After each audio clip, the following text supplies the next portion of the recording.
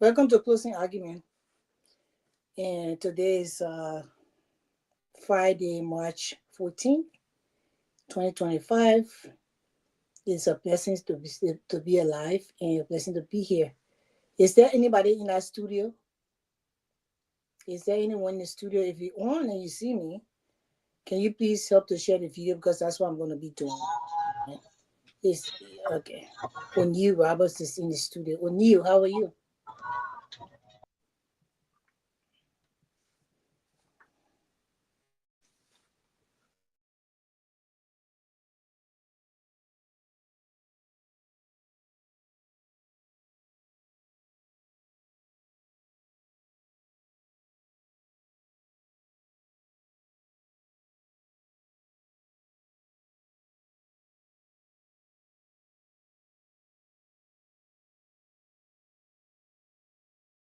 So, guys, if you want to share the video for us, please. The rest of the panelists will be coming on. Too many interesting things going on in Liberia, and it is good for us to interact with one another, sharing these informations so that maybe our people will hear us for once and try to do the right thing. So I'm going to be sharing the video for a minute. Only if you're in the studio, come back on up here. I don't know if Ansu or what the other boy, Henry, in the studio with you. But please do come on and let's talk a little bit. What is going on in the world? A lot of things happening around the world besides Liberia. Things are, happening quickly. I really didn't realize those things when I was growing up, that, everything grew so fast until I became an adult, to see how, things move so fast and how the world going. Most countries going left in how they govern the governance, and the people that lead these different countries, most of them don't really care about their citizens and stuff like that. So these are some of the things that we'll discuss here today. I'm just trying to see if I can share the video for us and share the show, and then we will move on from there.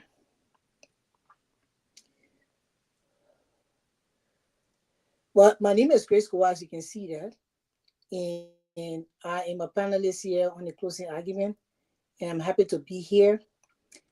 If you are watching, help us to share the show, because there will be interesting topics that we'll be discussing today. The other panelists will be coming on soon, and we'll go from there. But a lot of stuff happening in Liberia that is just mind-blowing, especially when we heard about the World Bank and the agriculture funds. It's sad. It's totally sad. for the country to have that kind of money in funding from the international community, donors that help the Liberia. And only a certain group of people benefit from these monies. And all these people that are benefiting, they are people that in hierarchy, I mean, up there, is there proper vetting going on? And then you see that they have farmers in Liberia. Most of them are very poor because they don't have the funding to really help themselves to do what they're supposed to do. But then the people who supposed to have, they are the one getting all the donors funds, and they claim that they're using it for the right purpose. But is there a proper vetting going on? That's the question. Is it not too sad for you people to just keep a lot of Liberians or the funding that's given to the country for everybody? And you a certain amount, or you just take this money and leverage it on yourselves, and then you have people coming on to justify that it was right for you to take it and do what you had to do with it. It's just it's kind of sad, but we'll be discussing all those things. I would like to say thank you for coming on again. um let's see what our people would do, when it comes time to vote these people into power. Let's see what Nima County will do come on April 22nd when it's supposed to vote a leader. Are you So going to vote the same people that feel that the country belongs to them and feel that they are entitled to positions that they are not doing anything? Or are you going to look at the people who are actually doing the work hands on the ground? That when you call, they are at your doorsteps, or you want to go and vote those people who ride in the P cars, don't even give a hink about you. That when your child sick, they will not even go there.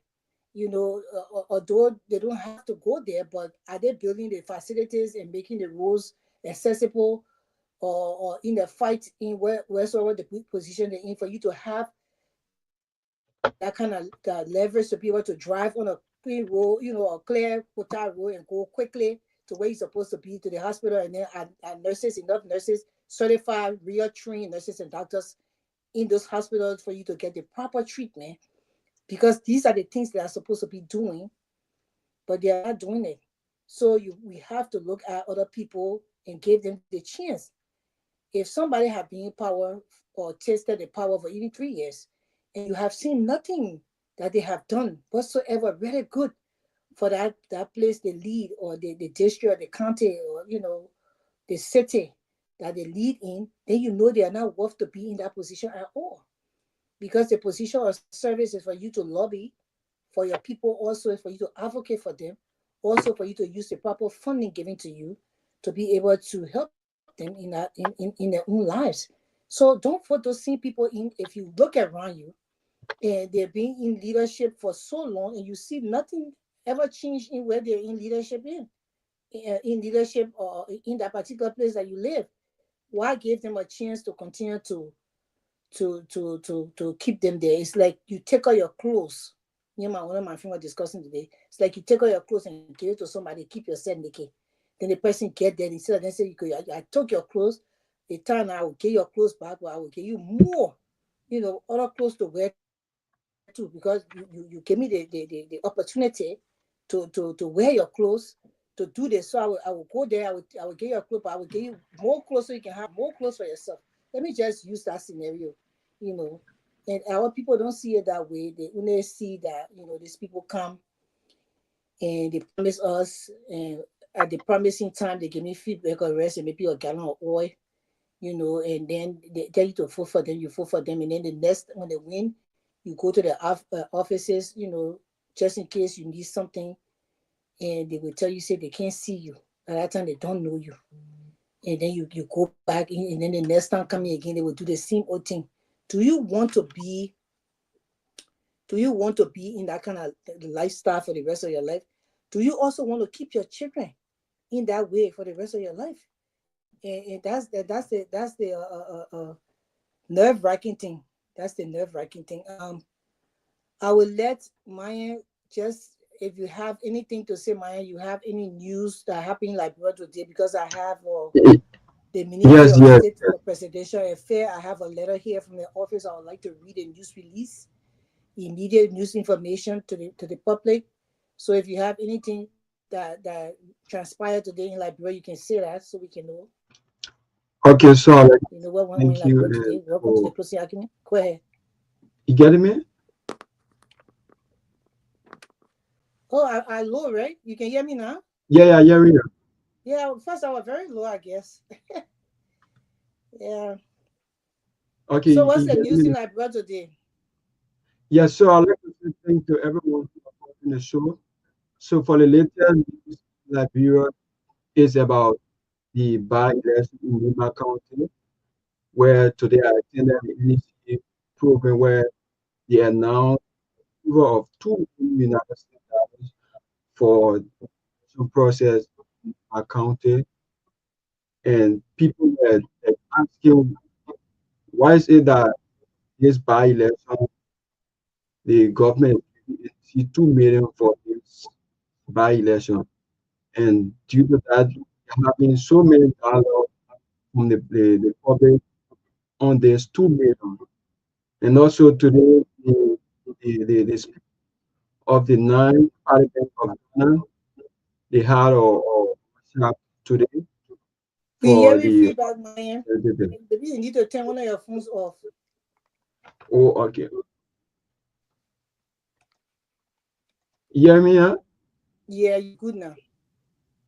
Okay, so like I was saying, I said the speaker of the ninth parliament of Ghana, he was it the speaker of today's uh, preaching today at the retrieve of House of Representatives, where he all members of the House of Representatives in Liberia so that they can be able to, by the rule of law, not to be selfish in ruling the people. And he urged them to go by example of other leaders, African leaders. And because of that, people even had an issue about that, that while Liberians should invite people from outside to teach them about the rule of law in their own country. So we have series of complaints and that of views on it from the public, and we thought it was to share with the closing argument here tonight.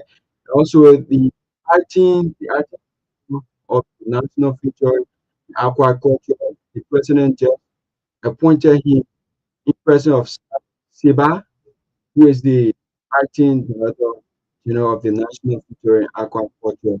So far, so good. These are the key issues in Liberia right now.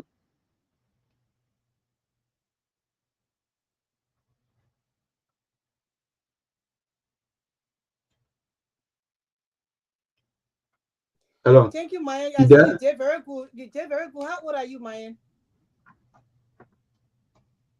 I'm not hearing you. I say you did very good on the. You can hear me now. I hear you.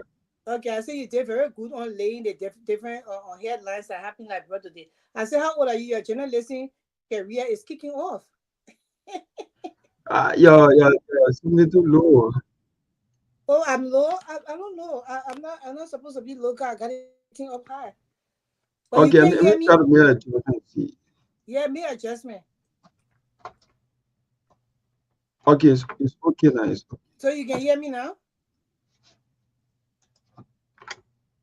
It's okay. You can hear me now, clear. Yeah. Because I need to be heard on the radio, so you can hear me now, clear. Yeah. Okay. So I said that you did very good on reading the different episode that happened like brother today. Your journalism career has kicked off. How old are you? I'm 17 years of age. Oh wow, you 17? Yeah. I'm really impressed with your the way you lay out the headlines and everything that happened like bro. So you going to journalism school? No, I'm practicing at the station right now. You practicing at the station. Staying house Oh, you still in high school? You're in the 12th grade or 11th grade? 12. Well, Myan, congratulations. You will make a very good journalist. I hope you're thinking in that direction. I know you're thinking in it because you're in the studio now, so maybe you will hear that direction. So you guys are the future generation of Liberia, so maybe we will see you on the news soon. Who knows? You might Yeah. probably be the next Kwame Clement or Charles William, but you will live long. But when I tell my son that you're gonna be the next LeBron James, he said, no, mommy, I am who I am. I'm Boston Goa. I can't be somebody else. I'll be the next best player in the world. I said, okay, so Wow. you will be the next big thing, but your name is Myean Torgbean. So Yes. Yes. thank you so much. So let's kick off the show before the other people come in. I would like to read. There's an immediate press release from the President Baga's office. The president nominated and appointed additional members in government. This man is keep on nominating and appointing people in government while the country is sinking into sinking places. The country is sinking into the deep hole, and he's still giving people position to bring more people in the government to steal more money. Yeah, I'm saying it. So I would say that right now, I'm going to read a press release from his office. Friday, March 14, the Executive Mansion of Monrovia, President Joseph Nima Bwaka, Sr., has nominated additional members of government affecting the Liberia Electricity Corporation, LEC, the National Fisheries and Agriculture Authority, NAFWA, the Liberian Immigration Services, the Liberian Aircraft Accident Investigation Bureau, and the Ministry of Justice. Lord. The institutions and those nominated and appointed are Liberia Electricity Company, LEC, Mr. Mohammed M. Sherry, Managing Director. National Fisheries and Agriculture Authority, NAFA, Mr. J. Cyrus Segbe, Senior, Acting Director General. Liberian Immigration Service, LIS, Mr. Elijah F. Rufus, Commissioner General. Liberia Aircraft Accident Investigation Bureau, LAAIB, Mr. Abner W. Youngley. So these are the new people that Brent will say that Bwaka put in government. Yeah, these are the new people that Bwaka now are into government today. They are the new people that are being added into government today. The government is too huge for Christ's sake. Liberia is too much a small country for you to have a huge government like this. This is sad. We are tired. How many people will work in this one government? Open the economy so investors can come in, for the people to tap into private sector and bring development to the country. Everybody will not work in government. Why are these people nominated in the first place? Why are all these ministries put you put these ministries separate? Like you got a general ministry, then you got a ministry of social welfare. Those ministries are supposed to be together. Gender ministry was separate when Chancellor came to power because a lot of women were raped in the war, and they wanted to be able to, and also men. So they wanted to be able to meet those people's needs. One of my friends sent me the entire document about the creation of gender ministry. There was being offered by people ever since that cannot come. Yes, you need to merge the ministry back. Ministry of Health and Social Welfare and Gender Ministry is supposed to be one. You hire two, then Gender Ministry got almost 5 or 7 deputy ministers. How you pack this government like this to take away the money? Because as you pack the government with all these your permanent people and your party people, the money that's supposed to trickle down to the society for the poor people who don't work in government, who just trying to live their life or do business or working in private sector, and you take away from them. You still until today. You fire people. The only people, the 1 or 2 people you suspended, you told them to go. You don't even put people in the position yet. Every day you create another position to put people in to continue to pay money to them while the country is dying slowly. Why all these nominees? Why all these people appointed into position? Why? Why are you choking our government like this? I'm very disappointed. The people you got in power, they are not even or doing what they're supposed to do. They are not. They are not. The laws are passed in the House and in the Senate. The laws get on the book.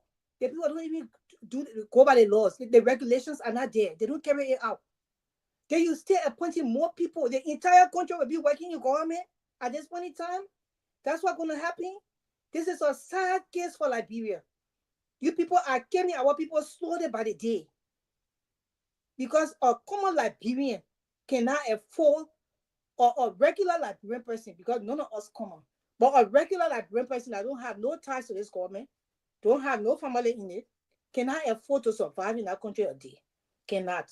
Let me tell you, when you Google Liberia, where it says, before I read the other list of the names, when you Google Liberia, you know what it says? Is Liberia a good place to live?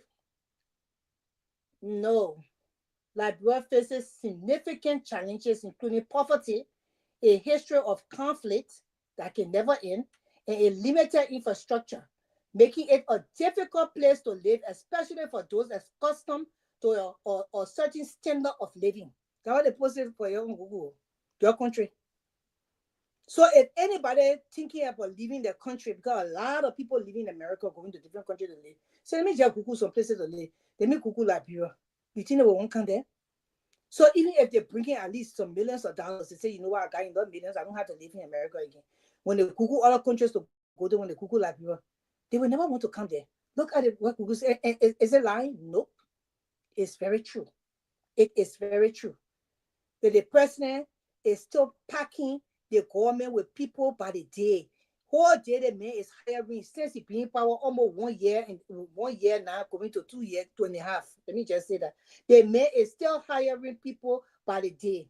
Now, the other list now, it said, Jesus. The other list, let me, I will not take the call. Sorry about that. The other list, they got the Ministry of Justice. Councilor John D. Myean, County Attorney, Nima County. Attorney Frank S. Suku Sr., County Attorney, Sando County. Councilor Gabriel G. Wure, County Attorney, Grand Crew County. Councilor J. Luther Sumo, County Attorney, Lofa County. Councilor Pato Jaba, County Attorney, Bomi County. Mr. Youngpao R.J. Dei, County Attorney, Grand Kidman County. Councilor Arthur M.S. Washington, County Attorney, Babolu County. Councilor Joshua G.K. Odue, County Attorney, Maryland County. These appointments were applicable as subject to confirmation by Liberia Senate. President Baka calls on appointment officials of government to continue to demonstrate diligence, commitment, integrity, professionalism, commitment, integrity, my foot, integrity, professionalism, and loyalty in service to country. Where you hire, you put all the people in government, they're collecting salary and benefits. For some reason, the benefit have become so high in the country. When I was growing up, the people never even had the kind of benefit they get government. So when the government employee that own like bro, the rest of the people don't own like bro. That's why I don't blame the boys in the street with the motorbike. They're right at this point in time. Because the rest of the people don't own like bro. This is so sad for us to see this continuous cycle in our country. You know, you hire these people, Mr. Jerome or Gamer, welcome to the show. Well, you didn't call me, so it's all right. I'm sorry, but I thought to call you. You picking and choosing your friends. I see. No, I'm not. You know that anything I will call you anyway, so I'm sorry, but nice to see you. Yeah, nice to see you. But I just want to learn so you can come in quickly. Sure. So I just want to say welcome to the show.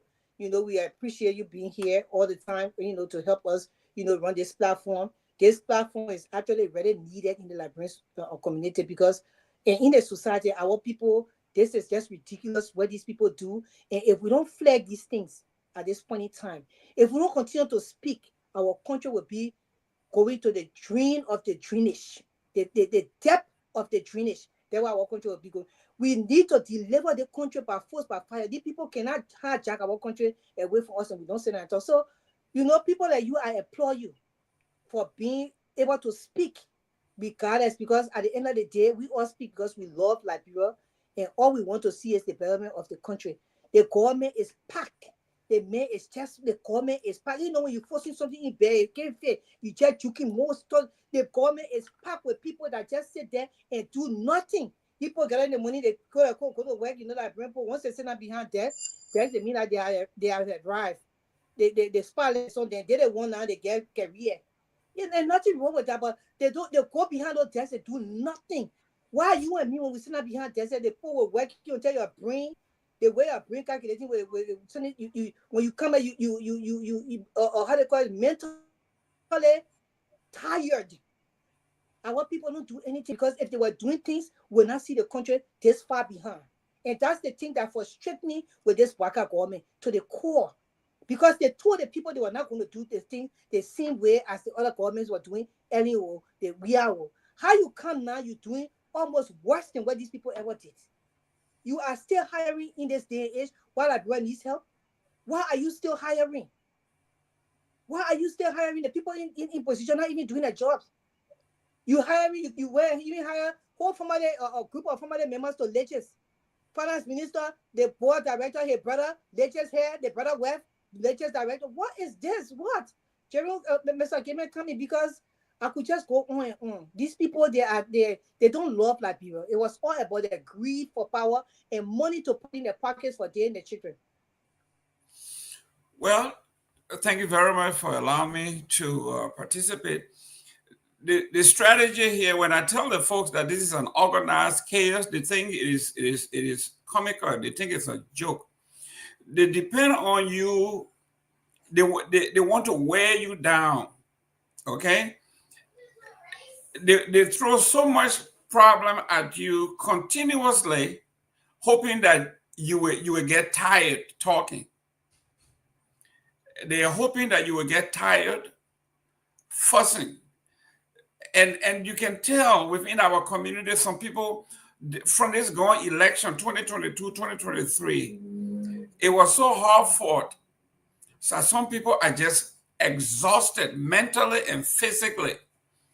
And the Unity Party government is relying on that fatigue, that everybody is going to give up. But like you said, your commitment is not to a particular party, is not to a government, is not to an individual, is to an event, is to a perpetual poverty. Not only that, when Joseph Boakai said during his campaign, he said Ellen squandered a lot of opportunity, including allowing the young folks to follow George Weah. How we seized the moment, gave them, create jobs, put them to work, gave them opportunities. Nobody will follow George Weah.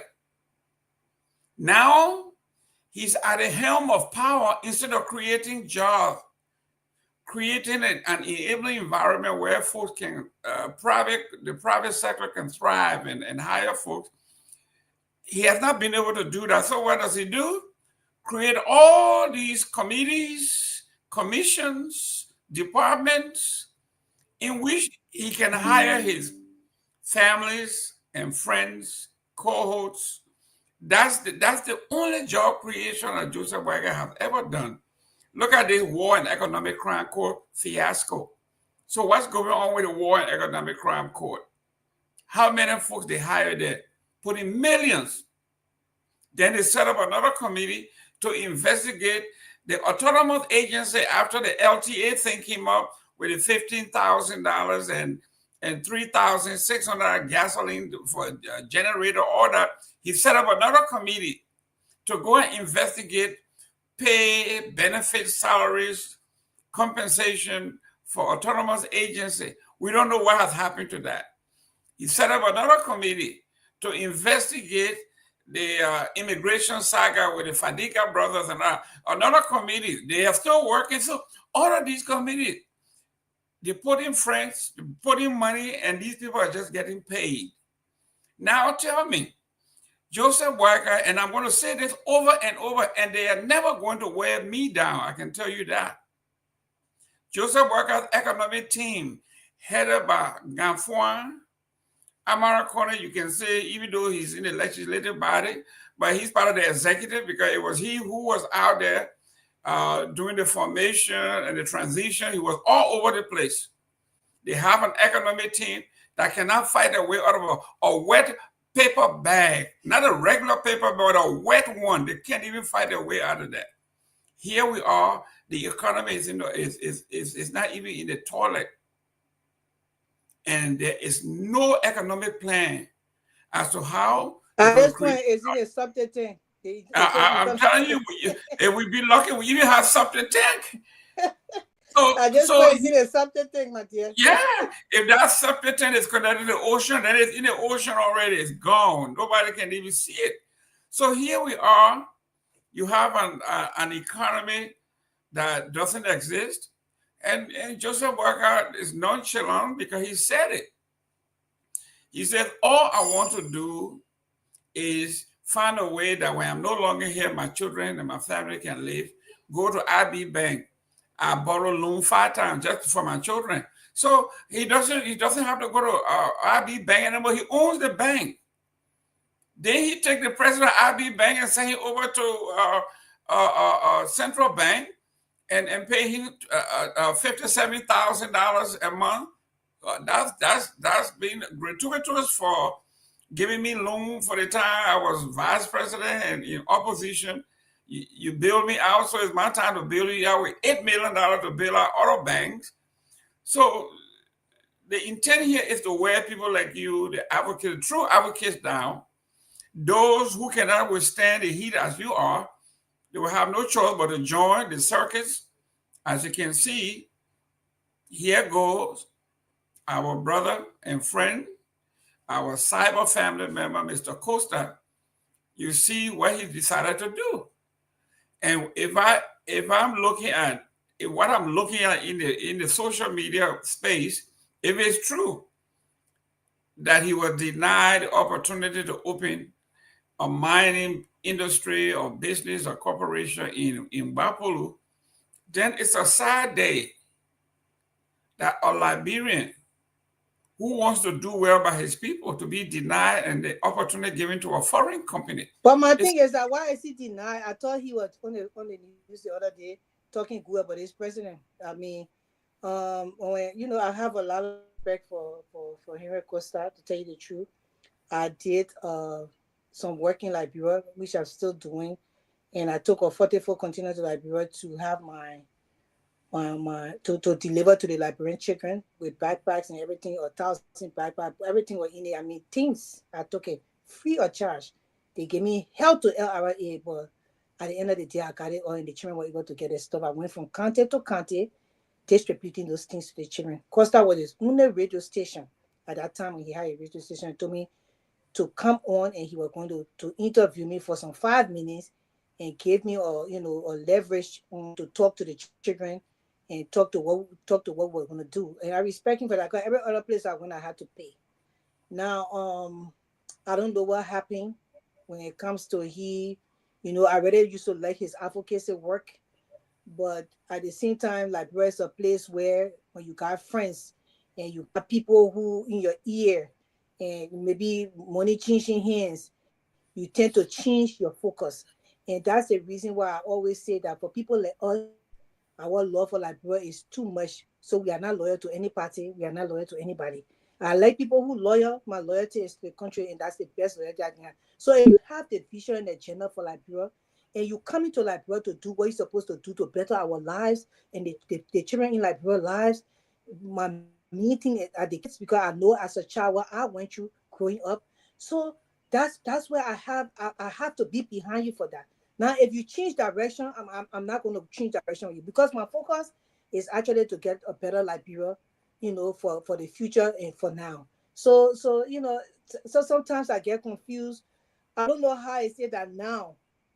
They deny him, but when he was just on here talking about the government, the last time I saw him again, he was having Barris on for the CDC, talking for CDC. Then he was just talking for Joseph Parker.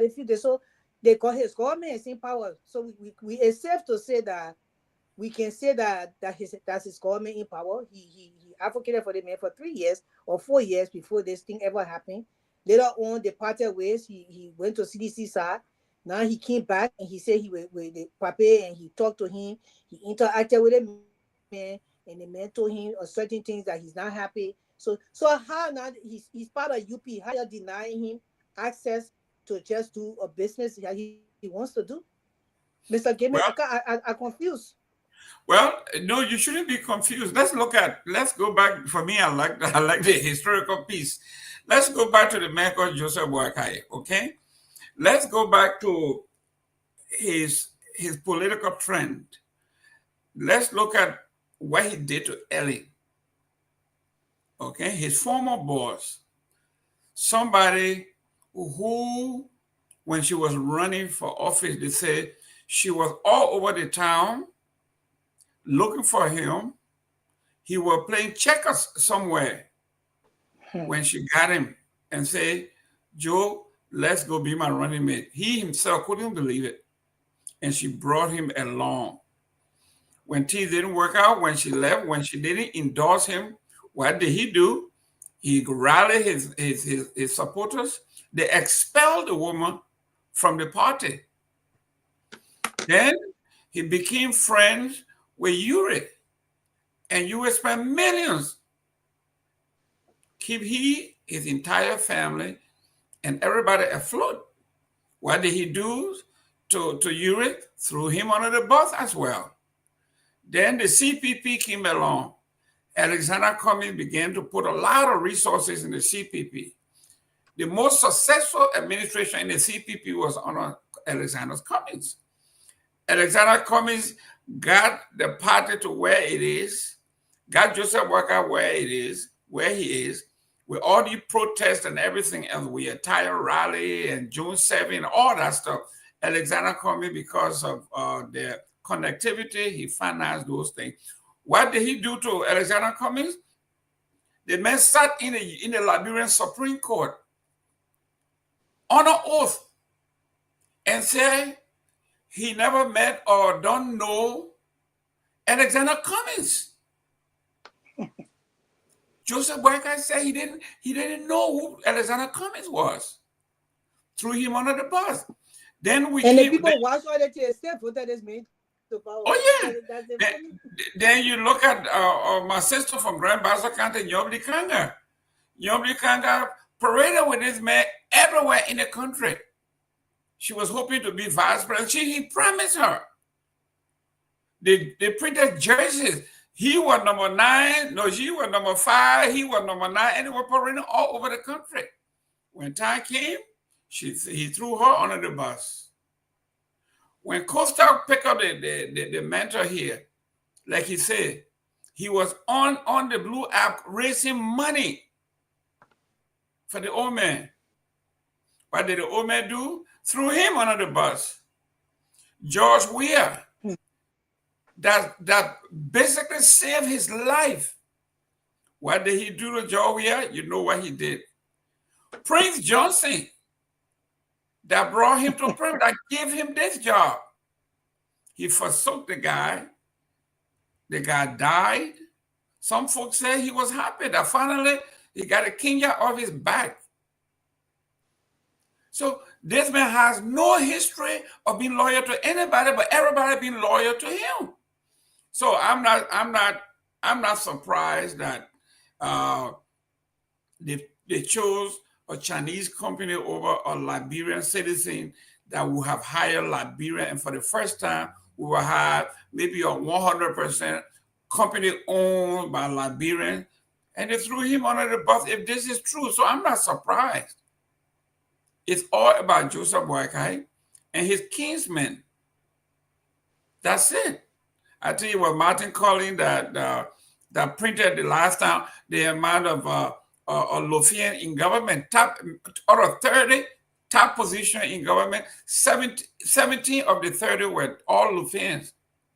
But the thing is that Joseph Boakai is very tribalistic. He is. So you can even see that from his government structure that he is tribalistic. And the thing is that you also said that Ellen Johnson said if chose him, she wanted to choose him because she knew that maybe she could put him where she wanted to put him. They had dignitaries, they had men in Liberia that educated themselves. And women. They had and women. They had the criteria. I remember Miss Liberia time in Liberia. So say you must have criteria to be Miss Liberia. You That's got to correct. have criteria to be Miss. Those people had criteria. They did everything right. They were in positions during the last government before the war. They had tangibles. They laid their names down because of the job they did. They never want for no people. She was strategic in picking Joseph Boakai. So Joseph Boakai, what he had to do, he did. For me, it doesn't matter to me because I really don't care. At that time, I know personally that other dignitaries that could have helped her bring Liberia to its best that she could have picked for vice president. She never picked those people. She picked Joseph Boakai. She's very strategic in how she picked people because she knew what she wanted Joseph Boakai there for. And that's why he said they squander opportunities. He was one of the opportunities that she squandered. By putting him there, it was a squander opportunity. So let's just be clear. So these people, they know exactly what they're doing. I have not seen any government yet that have really brought like where we're supposed to be after this war. We are still hoping that somebody will get in the place to do that for the country. I mean, Liberia is not a hard case to do. Liberia is a country. If a leader comes there and that leader truly loves that country can be built up within 5 to 10 years. Solid. That people will be amazed because of love for country, that person will be able to do it. None of these people really care about Liberia. They only care about their family members, their friends, and how to stack our riches. And they forget to know that we're not living here forever. So you stack on and stack on. The people who stack on riches into government, and they're training working around here, they ain't got money. All the money they stack on, where is it today? Some of their training, they're begging other people for money. Their houses, most of their houses ain't like, but they can't even renovate it. So I have yet to see a president of Liberia really love this country and do the right thing for the country to be built, because Liberia is a small country. Liberia is the size of Tennessee. Every time I go to Tennessee, because I was frequent there, my brother used to live there. I just envision Liberia, the beauty of Tennessee. I said, okay, if only our country could look like this, even I would take that. And Tennessee is a development, but it's not extra. But my thing is that even if we got that, I was going to appreciate it. The people don't love the country. They just came to do what they have to do. And that's the reason why now we need to open up and try to work together. Most of my friends are giving up on this thing. I know people who fought harder than me.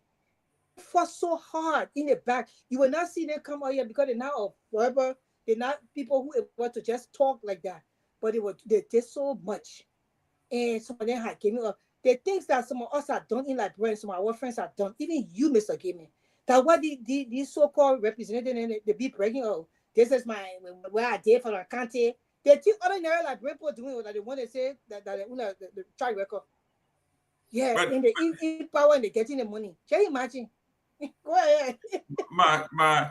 my daughter went to Fisk University in Nashville. So for 4 years, I was always, every other month I was in Nashville.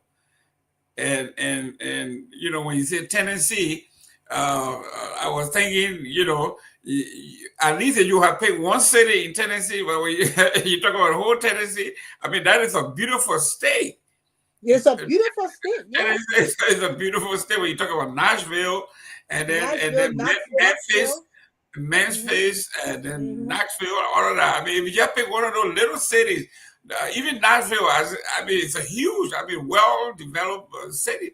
So what I mean is that if Liberia could look, if Monrovia could look like, because Monrovia is the capital city, even if Monrovia would, I would not even say Nashville because it would be too much. But even if like Monrovia could look like Knoxville, downtown, I would take it. And then maybe the whole I would just take for Monrovia to look at that. And the rest of the country kind of have the development like Tennessee, because that's the size of Liberia. It's not that hard. Yeah. But you know, Ellen said it. She said we are not a poor country. We are just poorly managed. This is. I mean, you know, this is why we say Liberian politicians are people who got the old people. You say you got sweet mouth. They gloss. I mean, when they are talking, they are very good at writing. The glossy flyers and the catchy phrases, and they say these things, and people clap because it sounds good. But like my former professor, Dr. Marco Dukakis, used to say every boardroom in these United States, The shelves are built and stocked with binders of ideas and well-written proposals. So they are there because of implementation or the lack of. Liberia and Liberians are not lacking when it comes to writing concept papers and everything and doing these flashy presentations and slideshows.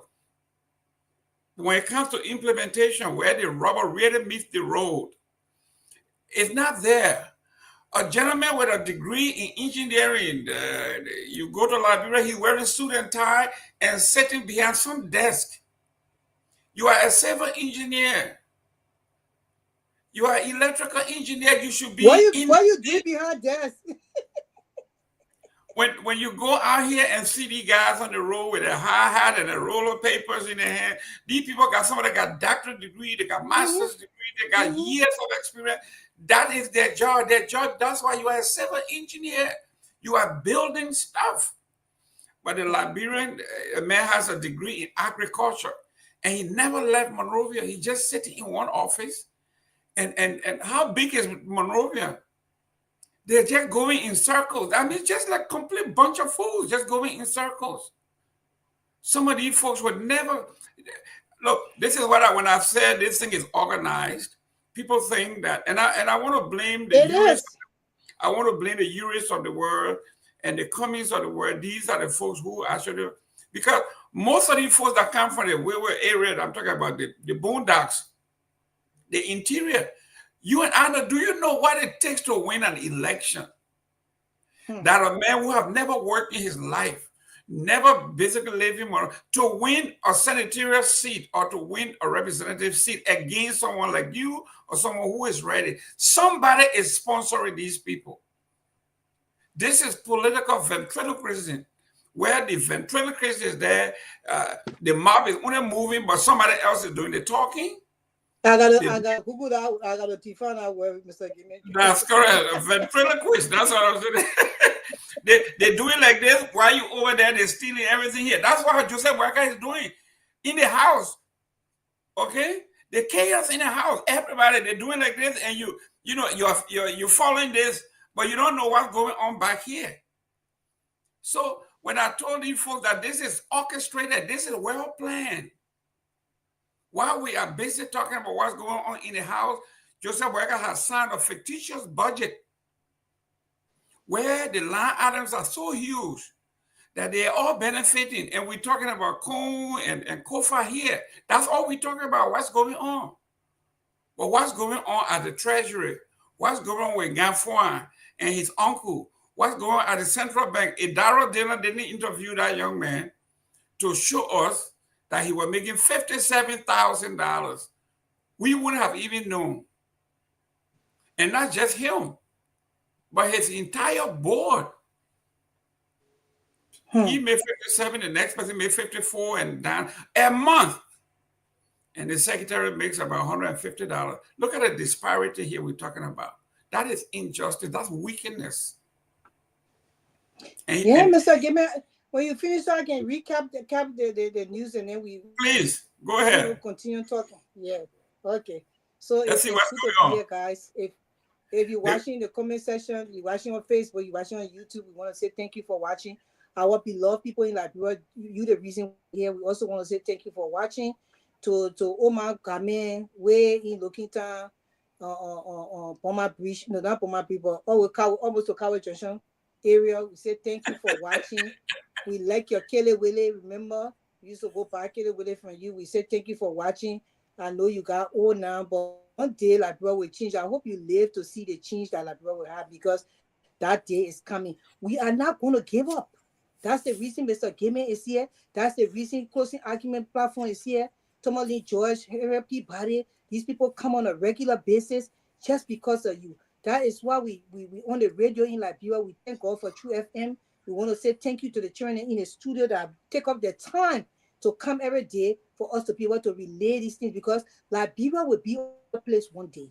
And that day will come. We pray that if you're watching the comment section, you are listening to us, that the anointing of God will get upon you to live long. Your 70 plus gifted years, so that 70 but maybe another 25 or 30 years more, so you can see the change that like bro will have for all of us to enjoy it, because we are not going to sit down and let these people hijack our country away from us. And that's why we'll talk about the NIMA by-elections, because it's very important when we start to change things in these counties and in these different districts. That's when the change will come to the real, to the executive mansion and whatsoever, you know, in the House of Representatives. But we need to make those changes. So I would say again, President Bwaga made new appointments in government today. He started to pack the government again today.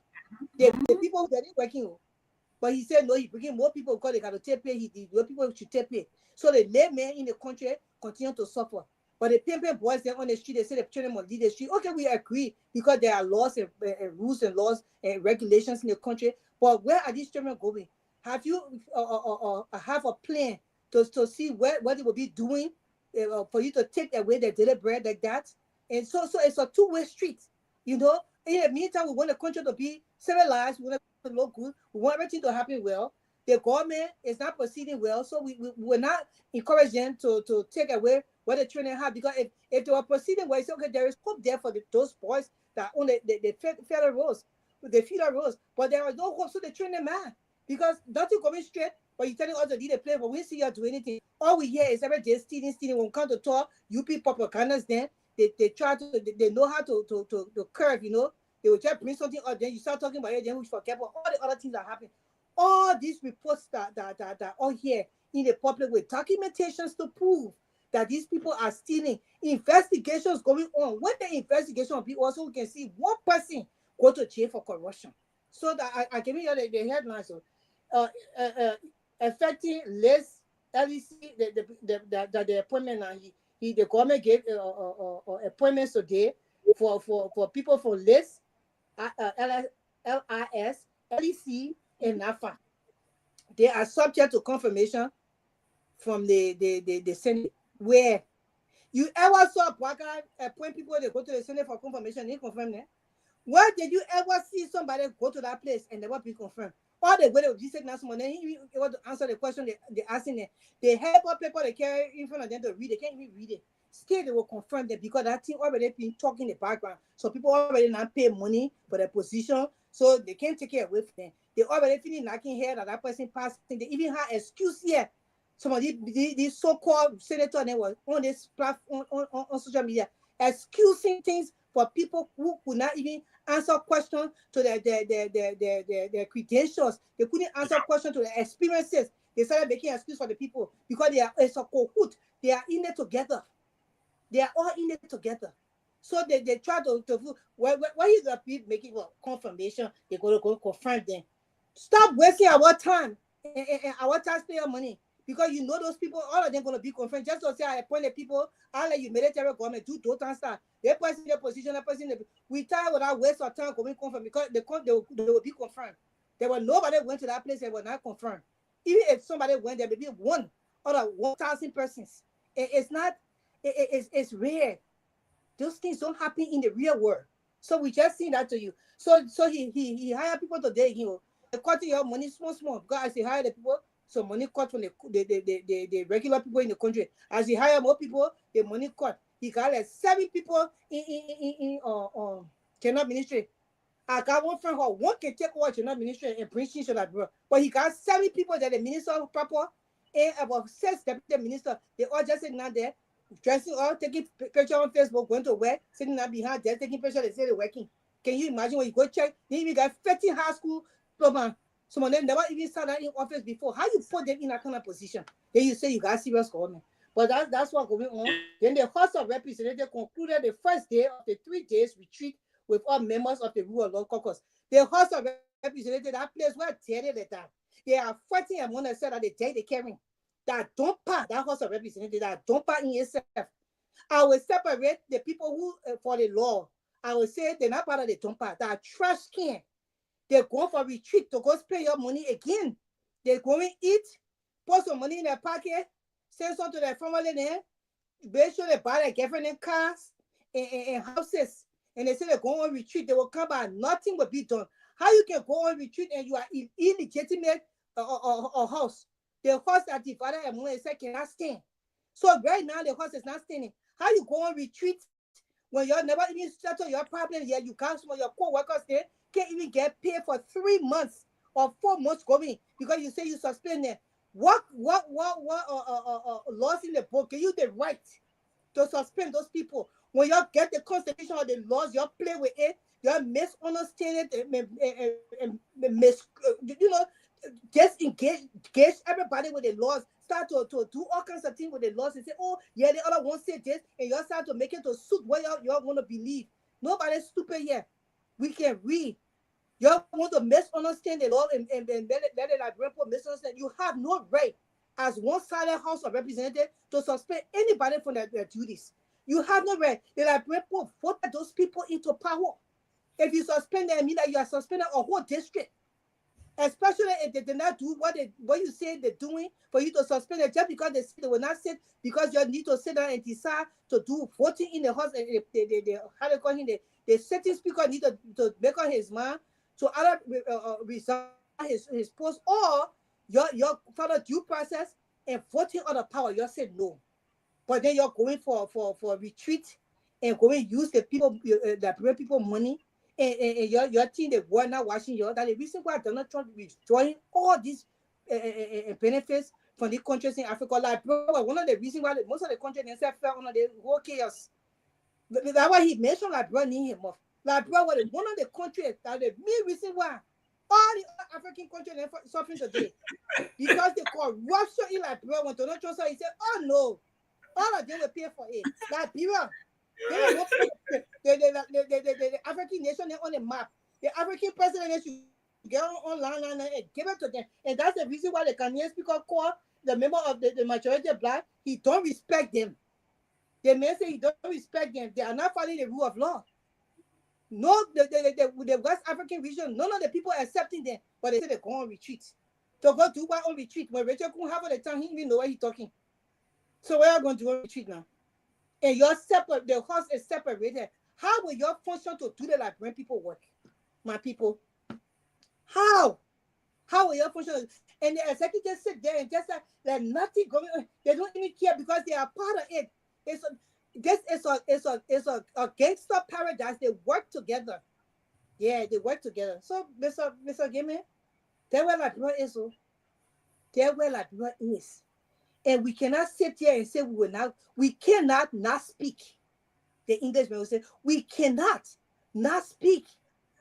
Even if you have to make a post as a librarian, make a post. Some of us sitting in the States, we don't have a cause to do this. I was talking to somebody the other day, said, Grace, sometimes I ask myself, why am I even doing this? That's why they get to me, because she's on another platform talking about a regular. Why am I even doing this? But because of love for country, you cannot help it. We cannot sit there and lie. One group of people bulldoze the country and say, oh yeah, we're just letting it be like the rest of the people. Everybody will not be the same. You will do the right thing. Or 2029, in fact, 2029, you will be voted on. Because I know you will not even the roast, and they say they put in quota on the other day. I saw a video. They died. The people showing how they put in the quota. Those roasts will soon be spoiled. As soon as release CC country will be messed up. How is it you told these people you were prepared? Liberians, I kept on the social media. I used to come there on a regular basis. They hack my patient off.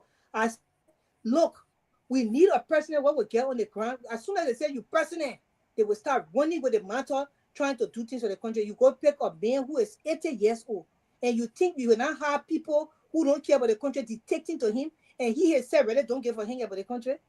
He just went there for his retirement to make sure he leave money for his grandchildren. He trying to live the life, and he be living in paradise. In the money that Papa get her, they face the old thing he drinking. They face the bread. Sometimes they put egg inside. He put it, you know how they put the bread, they put it in the tea, he soak it. The Papa soak it. But now all people want to do for this. He soak it. They say, yeah. They say, all right. Then they say, oh, Papa, you know, he say, oh, what would do again today? Hey man, I need to take a nap. The Papa living his best retirement. Why a friend in doesn't work? And some of the old people in like brother in the interior just said now they get even find daily bread. Our Papa is living like grandpa get a man of banking retirement life, and I what he's living. Papa said, okay, man, you can come on. when you finish talking, we'll talk about the April 22nd Nima County by-elections. Because this is important. We have to start changing those people in this district so we can't have what happened in the House of Representatives happen again. We have to change these people in this district. People like Koga, he needs to go. Because he is the part of this whole thing that's happening in the House of Representatives. They say he is one of the main big person behind this destruction in the House of Representatives. So go ahead, Mr. Gamer, you can speak. Yes, they are. I think, we have repeated this over and over. I think it's either Lofa, Nima, or Bong, where the parable says, you don't take the sharp collar that's going to make farm and give it to the oldest guy, the oldest folks in the town. Basically, the town is going to die from hunger. That's it there. We have taken our resources. We have taken everything that we own and hold dear to the future of this country and have put it into the hands of a man who does not have a future. He has no stake in this. A younger person would say, I will have to live and face this. The gentleman is saying, I'm my 10. I've had my 10. Everything else is gravy. This is where Joseph Walker is. He doesn't care because he doesn't share your future. There's no guarantee the next 10 years he will be around. So today is it. So he is living for today. Now let's go to the Nimba County election that you talk about. Well, that welcome, Mr. Tomalin. Oh, the chairman is the chairman chief. No, Grace be giving people laugh. He's a chief and sin. Grace be giving people laugh. They made bigger than Zazakawa. You put a brain in the tea. In the tea and soak it.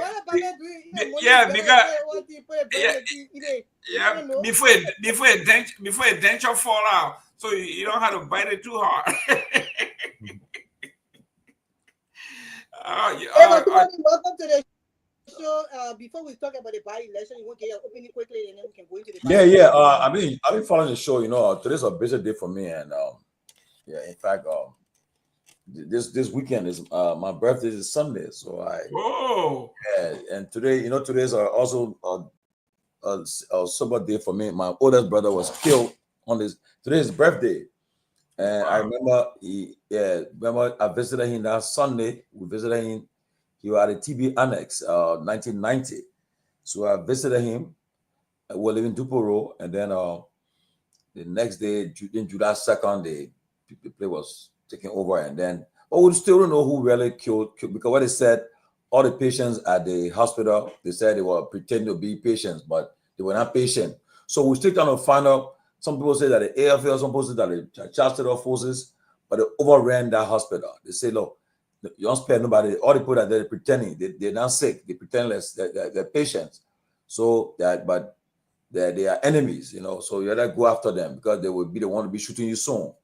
And unfortunately for him, he was, from that day, we just found that the whole hospital was ransacked and overrun, and we have not seen since that day. Today is March 14th, his birthday, and so all the days come, it's always, he basically was the one who was taking care of me in the home at the time. Or he became, make sure I was careful. Yeah, and today is his birthday, so we're celebrating. Today would have made him how much? Today would have made him 60 years old today. Yeah, 60 years old. He would have been 60 today. 60 but it means that he was young. Yeah, Contact died very young. He died in 1990. Yeah, But that's life, and like I said, we pray that day on our great getting up morning when all the dead in Christ arise. And we shall meet in our great Hallelujah Square. Amen. Union. So we believe that we who are Christian believe that there will be a great family reunion on that great getting up. So we look forward to that. But I've been following the show. You guys know a promise today. But JMB like a guy. When James when he suspends you, that means you fire. Because what I'm seeing here, the immigration boss, my good friend Steve Zago. Steve Zago was suspended, and then for 1 month we're up pay. I think 1 month up pay. The time he should have returned to work, they told him he said not yet. But to my surprise, I see today TMB appointed Elijah. He appointed Elijah. Yeah, Elijah Rufus. What the guy he said? He appointed somebody else. He's acting. The person is now the Commissioner General. Yeah, he appointed Elijah Rufus as Commissioner General for Liberian Immigration Service list. So that means the man is proper, and he will be there pending confirmation by the Liberian Senate. And the guy he appointed at LEC, from what I've noticed, people that know this guy, they got a lot of praises for him. They've been praising him. They say he's a very good engineer, somebody who believe that will do this job. So we'll see his output in the next couple of months or year. But from what I've gotten from him, from close friends and other people who knows him well, they've been praising him a lot. And also, and now this guy they appointed as the acting director general for the fisheries. Now, it's funny though. I saw a post where they Glasgow gone. Glasgow gone. She was suspended pending investigation. But I saw a post where apparently she wrote and said, I think last year she said apparently the guy wanted his job ever since. So she wrote and said, "My man, I'm sorry, you can't get his job, that kind of teasing the guy." But this guy, I think he was on the GMB Cyber team, and now I see all of them now supporting him. I see he's friends with Mo Ali, Steven Johnson, Patrick Honda, the whole group, and the boy. So they've been praying for him to get his job. So he finally got it. So they're all excited. So now they're excited. He's acting director general. But again, let's see what happens. But the thing is that the man is just appointing people, more and more people in the government. Like, we don't need that kind of power. But they represent people. They represent people also. And these places are like the county attorney. Every county you have a lawyer there, a prosecutor who will be county attorney to prosecute for the government there. So I see that what happening. But again, and I just wanted to make I wanted to restate myself. Liberia is the size of Tennessee. That's why it says Liberia. But one of my friends just sent me a message. Say, Chris, people saying that Liberia is not. You don't do. Look, let me tell you. When people are talking, Liberia is the size of Tennessee. What is the size? Yeah, it's slightly bigger than Rhode Island, the size of Tennessee. Rhode Island, come on now. Exactly. Rhode Island, just the coast right there. It's nice to be here, and then that Timon State of Rhode Island, that Timon State right there, at Timon hometown. Okay, Anthony, come down. Welcome to the show. You can give your, we're happy to have you here. You can speak. No, I'm sorry. I the space will be controlled. You can just be. Yeah, go ahead, Anthony. What's up? No, I was just throwing jab at Timon. I said Timon, your Liberia is slightly bigger than your Rhode Island. Oh, okay. Yes, that's his home state. That's his state. Everyone all have our home state in America. My home state at Georgia. So when I first came, I lived in Georgia. But yeah, so my home state is New York. Oh, New York. Okay. What's your home state? I'm a Brooklyn girl. Listen, man, I grew up in Newark, New Jersey, but Newark, New Jersey. Okay. That's right, but I spent more time in Florida than anywhere else in the country. So what part of Newark, New Jersey? Newark, right downtown Newark, High Street. High Street. Okay. Hey, I know my way around Newark over there. So I work in Union County. I know my way around Newark very well. Yeah, I work in Union County, so I know that area very well. Listen, man, if you grew up in Newark in the 80s, when they say rough, there's since the 80s? Wow. There's a place we call we used to call 611 High Street. That was the place. But East Orange took over now. Oh, come on. East Orange is nothing compared to, man, we the rob those guys up from Newark. People from Eastern would not come to New York. They won't come to Newark. They'd be scared. Yeah. When it comes to Newark, they call it Newark. When it comes to Newark, Nobody can make it. East Orange or West Orange, they can't make it with Newark. That place is rough, man. I can't play with the agreement. That place is rough. I did some work down there. That place is very work. When you talk about Newark, when you want to do comparison, you talk about the Bronx. The Bronx, yeah. Okay? Maybe Brooklyn, some part of Brooklyn, East New York. But that place, the Bronx is no joke, y'all. In the Quad State area, then you go to Philly, then North Philly. Now you North Philly and West Philly. Now you talking about, you speaking about language. West Philly and North Philly. That way when you go and when you see the KFC, it's in a bulletproof glass. Then you know what's up. KFC. The whole KFC is bulletproof glass. Then you know you have around somewhere. I'm walking the KFC, I walk right out. I said, no, I can't be here. The KFC have bulletproof glass. I said, what? Now you see why you are very smart. You are very smart to give that away. You see why Anthony Kessler tried. He was so happy to run out of there, go to Joseph Walker in Monrovia. Hey man, that's a community here in America. They're very rough. Bridge. Anthony Kessler left North Philly to be presidential, what do you call it? Deputy Minister for Presidential. And he carried his street gangsters in there. Now he's in trouble there because the character doesn't match the diplomatic status, the tenets, the culture of that office. And he's in hot water because you are Deputy Minister for Minister of State for Presidential Affairs, and you are on every platform cussing my cuss. I don't understand why he does that. He has a very big. I don't know if you follow him. You saw today. I know you have interacted him several times. Yeah, somebody reported him to the ombudsman, and look at him. They tried him, and he was basically found guilty because he admitted to doing these things, and he has been sanctioned. And he had to go public today. He did a long write-up about his. But I mean, why he found the why he found the need to always be on the petty platform, going back and forth with people? Why he does that? Well, I just told you where to make it's called orientation, right? You come from North Philly, where that's the lifestyle there. Okay. Your cost my empire every day. Then they take you from there and put you into the executive mansion. What made you think you're going to make a transition from there to living? Yeah, man, it's just him, man. I can be from Camden, New Jersey, right? I can be from Norristown, Pennsylvania. You put me in the White House, I won't take Norristown to the White House. I mean, my friend, practice. You gotta be able to Why you practice and why you live is part of you. It's just a matter of time before it comes out. He just a person who just had to adapt to things. That's all.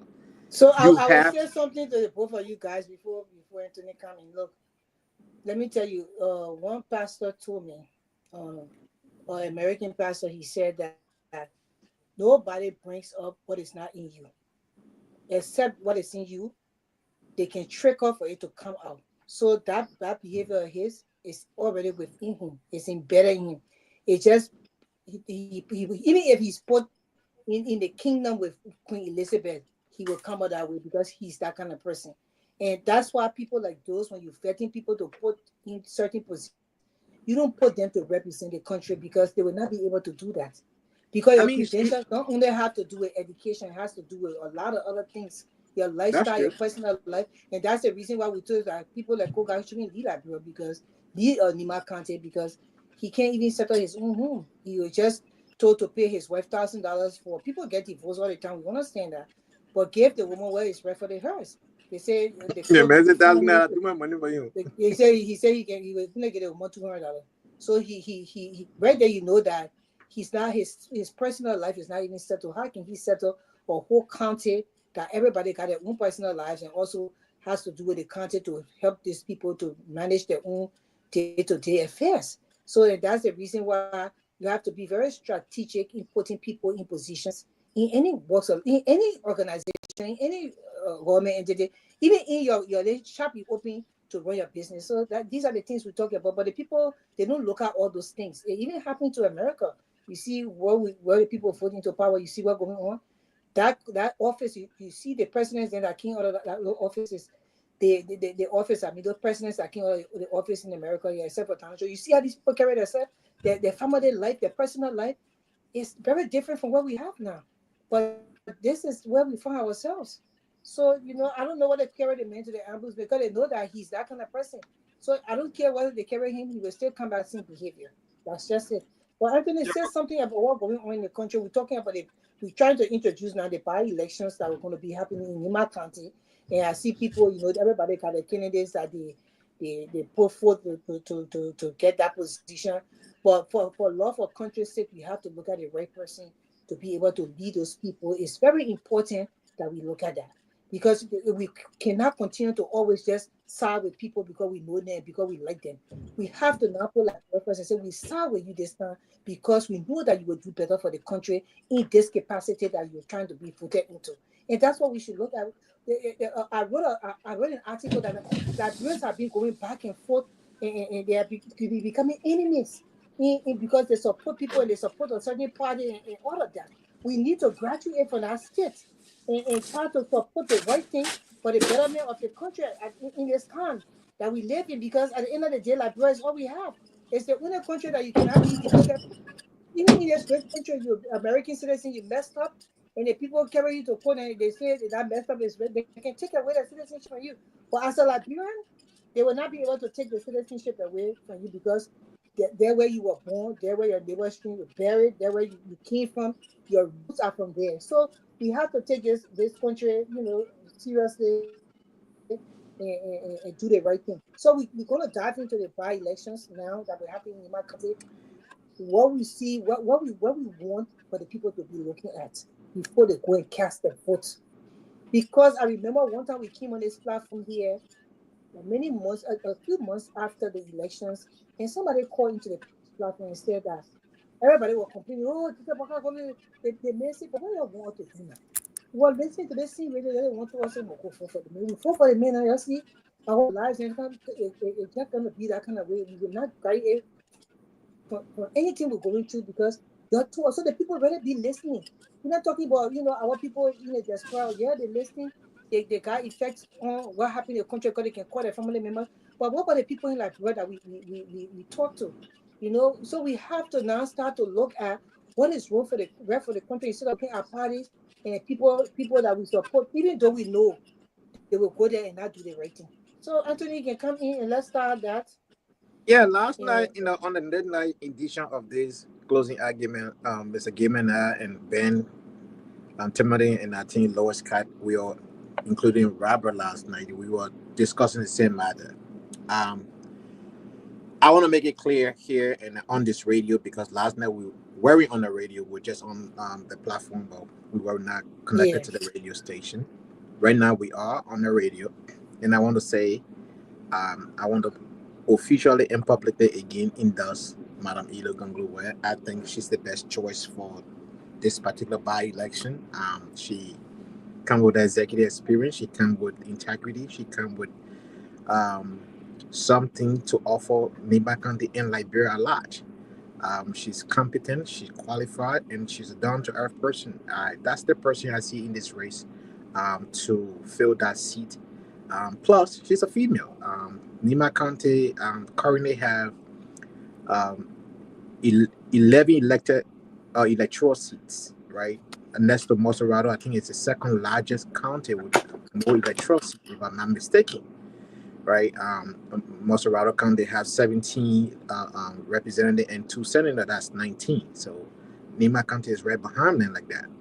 So having said that, whether or not my party will endorse her, I will encourage my party to do the same thing. I know Ty Wombo will endorse her, and I know other, member of the ANC will endorse her, but I want my party to endorse this lady. Whether or not she wins, that's besides the point. In politics, you have to take a risk. Politics itself is calculated risk, and I think this risk worth taking, and we need to support her.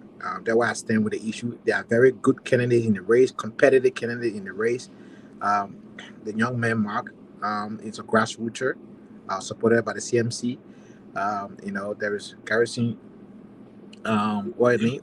Yelu, former representative of the county as well. You know, Prophet Key is in the race. I thought this was a joke, but Prophet Key registered. I saw his registration thing. So yeah, but we're not going to announce it if he be in a race on this platform. We're not going to. You know, so I'm just saying, you know, so a lot of people in this race here. So I think Tinkbear is Nemes.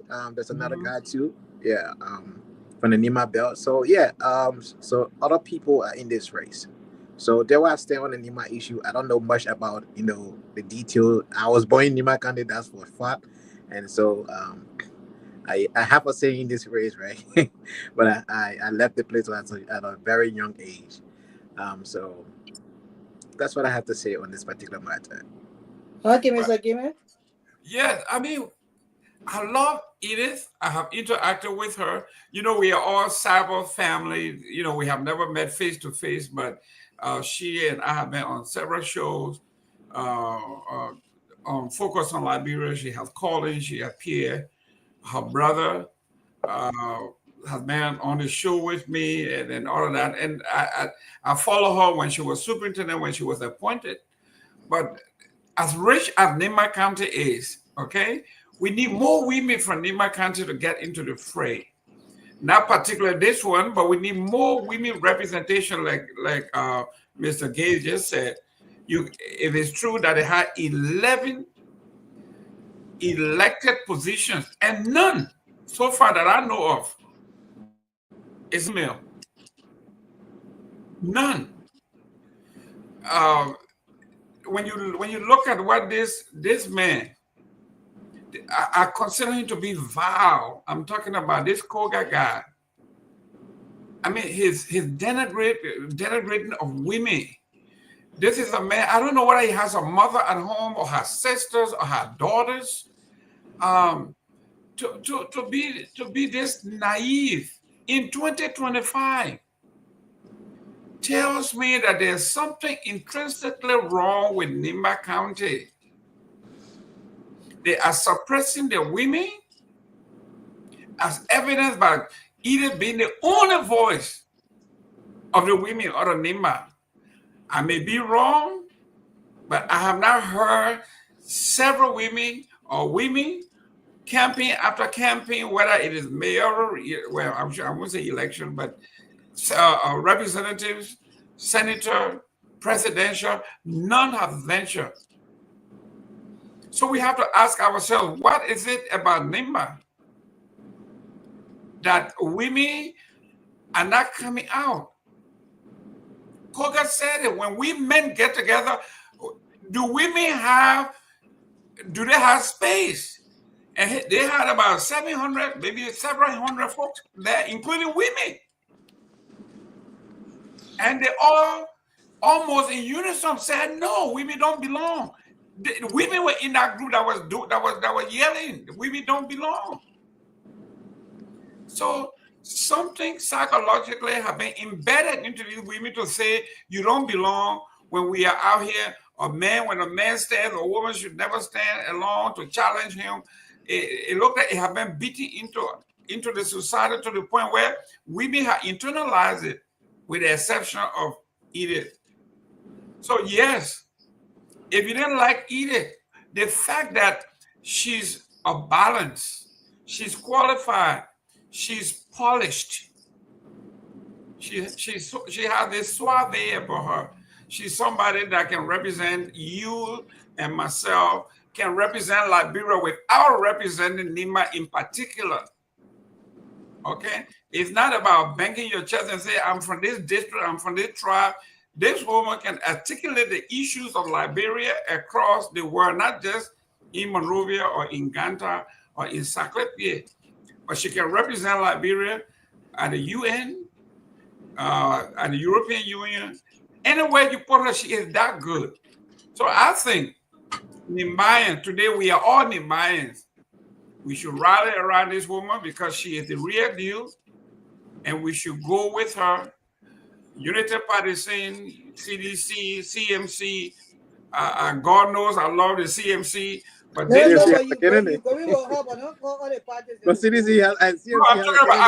want everybody to go behind her, whether you Unity Party, Liberty Party. Got their own candidate in the race, so everybody listen, Listen, I support citizen, but this time I'm supporting this woman, so it doesn't matter. This woman is qualified. She's good. We have to. She transcends party. She transcends party. I'm telling you, that's how good she is. So we have to put our best foot forward. So it's not about partisan. It's not about tribe. It's about who is at this point when Liberia is bleeding, when we need a breath of fresh air, when we need a CPR. This is it. If we gamble with this, okay, and God forbid Koga wins this, then you will have endorsed what is going on in the house. Yeah, we put that stuff down for us, yeah. Yeah, please. Thank you. Thank you, Mr. Gayman. Mm-hmm. You done, right? Yes, I'm done, ma'am. At least you talk for like 2 minutes, so you're done. Well, I would say that I have a lot of respect for women. I'm a woman myself. But when it comes to politics, I don't play the female cards. Mm-mm. I have seen a lot of women in position, not in Nima County, but in the rest of Liberia, and most of them are not even doing what they're supposed to do in those roles. So we can't play that female cards and take away from our men. Have really worked hard and has done what they're supposed to do for where they live and for the country as a whole. So for me, either I know her on social media. I interacted with her brother Kehleboe is on this platform as well. It's nothing against Edith. Maybe in another time, but this time I'm going to choose Mac Myean, and I will tell you why. The reason I choose Mac Myean because Mac Myean is a hands-on guy. We are tired and sick and tired of people who feel that, oh, they can articulate the issues. Oh, yes, they can represent the country very well. They will be able to go somewhere and speak. But we don't see tangibles. In this day and age, we're looking for tangible. We want to see something that you did. Where is your layout in the country? What the lives that you have changed? What benefit you did for the community that we can see in a picture. We want to see those things, and that's the reason why my going into Liberia, when it comes to voting, I will not be voting for people who can just articulate the issue because they got plenty of them can articulate the issue. When they reach the place for them to do what they're supposed to do, they don't do it. You go and articulate the issue, but you got nothing to show. You got nothing to prove to the people that you have done this. Mark is my guy. Mark Myean, the reason is, it's not so much because he's CMC. No. It's not so much because he says he went for a change, or he went on the ticket, or he joined the party. It's not about that. When Mark came on this platform, there was no party called CMC at the moment. It was information, but it was not out there because it was not registered. As soon as I interacted with Mark, I knew that this man, because he was, I think, born 1977, he's supposed to be around 40-something, I think 47, 8 years old, or 45, or something like that. But I knew that these are the people now that are supposed to be into power. When Mark Myean gets into that position, he will set the tone for the younger generation to be able to do what they're supposed to do, to be able to step to that plate. And that's the reason why I would choose this guy. We will compare and contrast. The reason why we're picking over any of them, he has tangibles in his hand. More than even Koga, who been government for 13 years. Mark Myean has 5 houses in 5 different cities in Nima County that he has Nibadians living in for free. And one of those houses have the team of Nima live in it for many. They've been there for at least 5 years. The same team, the 4 brothers, then they represent Nima when it comes to football. When you see all the people in Nibadians, they our Nima people, the county team, but they don't even know how to train and sleep in the night. That Mark Myean, they won't have a house in Nima County. That's where they live. These are his accomplishments. They same Mark Myean, this man was Inspector General. He interacted with the villagers, the county chiefs. He set up problem between them. He made sure that all those who were in government that are taking pay, the county chief then, and the village heads, they got their pay on time. That was his. He did that for another 5 years. He went so far that I even heard here that they say even when people are sick, he is the one that will carry maybe car or wheelbarrow, help the people to carry these people from towns that car can't go to the hospital. So your people then who can articulate the issue, then where are they when these people are doing a major work on the ground? And then when it's time for position, then they want these people to come in and take the position from the people who are doing the day-to-day work for the people that understand the people needs and their wants. Mark Lewan was one of the ones that all the different cities that got here pumped today, a water reservoir. He was part of making sure that happened, making sure he testing the water so to make sure the water clean and usable for the people to drink. That's the hands-on work we're talking about. We talk about townships. These are the townships we are looking for. We are not looking for people who can articulate the issue. Because for articulating, I can articulate the issue. When I go to Nima, they will vote for me. I gotta live there. In fact, Nima was the place. Nima was the best. All my vacation then when I was a young girl, child growing up. You're still young. You're still young, Grace. I know, but I just see, you know, when we're in the 9th grade, 8th grade. But Grace, I have to agree with you on one point. Well, 2 points actually. The young man has one age card. He's being endorsed by a man who is a doer. Okay. Yep. So if you have someone who says, this is the man in whom I trust, somebody who aligns with my ideology and my philosophy, that carries a lot of weight. If Musa Ability is a doer, everybody knows that. Those who were a critic, he convinced us that he's not just talk. He's the original, the epitome of talk and do. Exactly. He is the walking Bible of talk and do. That's correct. The epitome at the top, the zenith. And if he chooses you and say, of all the people in Nima, okay, that are working, this gentleman has a future. I see myself in him. There's a lot of me I see in this young man. He is selfless. He's all about his people. We are waiting for the guys for them to actually make the case. I have never interacted with Mike or Mark. Is it Mike or Mark? Mac. Mark. Oh, M-A-C-K, Mac. Okay, yeah, okay, Mac. Okay. So, I mean, if you have that, when but I say I wanted to lay his stuff up, but when you finish talking about God, I want to my own too. Yes, listen, I have to be honest here because we are all facing the same thing. I'm not selling my Kennedy or I'm selling somebody. You're almost selling your market. This is not about me selling Kennedy. My law for like what different for your own. You say you loyal to party and individual. Me, I'm loyal to like bro. That is different. What thing you was that? Before Mark, whoever joined CMC, I was telling the people to vote for Mark right on the platform because I did my research on him, so I know what I'm talking about. Yeah, Grace. With the people that in the BB car they passing around. But Mark have not been, you know, countrywide tested before, right? But that's what she's saying. Mark has been countrywide tested because he was 5 years in the position of Inspector General. No, when I say countrywide tested, electoral testing, that's what I'm talking about. So, working as a county inspector, great position, great interaction with the people. There are people who have been tested countrywide. The Koga, what he got a compound. One person. But I'm not supporting Koga. No, but that's why I'm telling you, you can't say that. You cannot say you have not been tested countrywide. No, because when people can do small things, you know that when he's a great guy. Don't get me wrong. There's too many great candidates in the race. We just have to pick one as well. Okay, so you lay all your candidates and you quietly. Please let me lay all my candidates, Mr. King. Grace.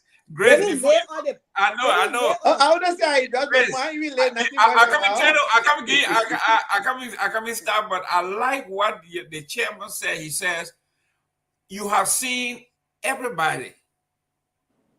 Now come and take a look at Mike." This is I like that.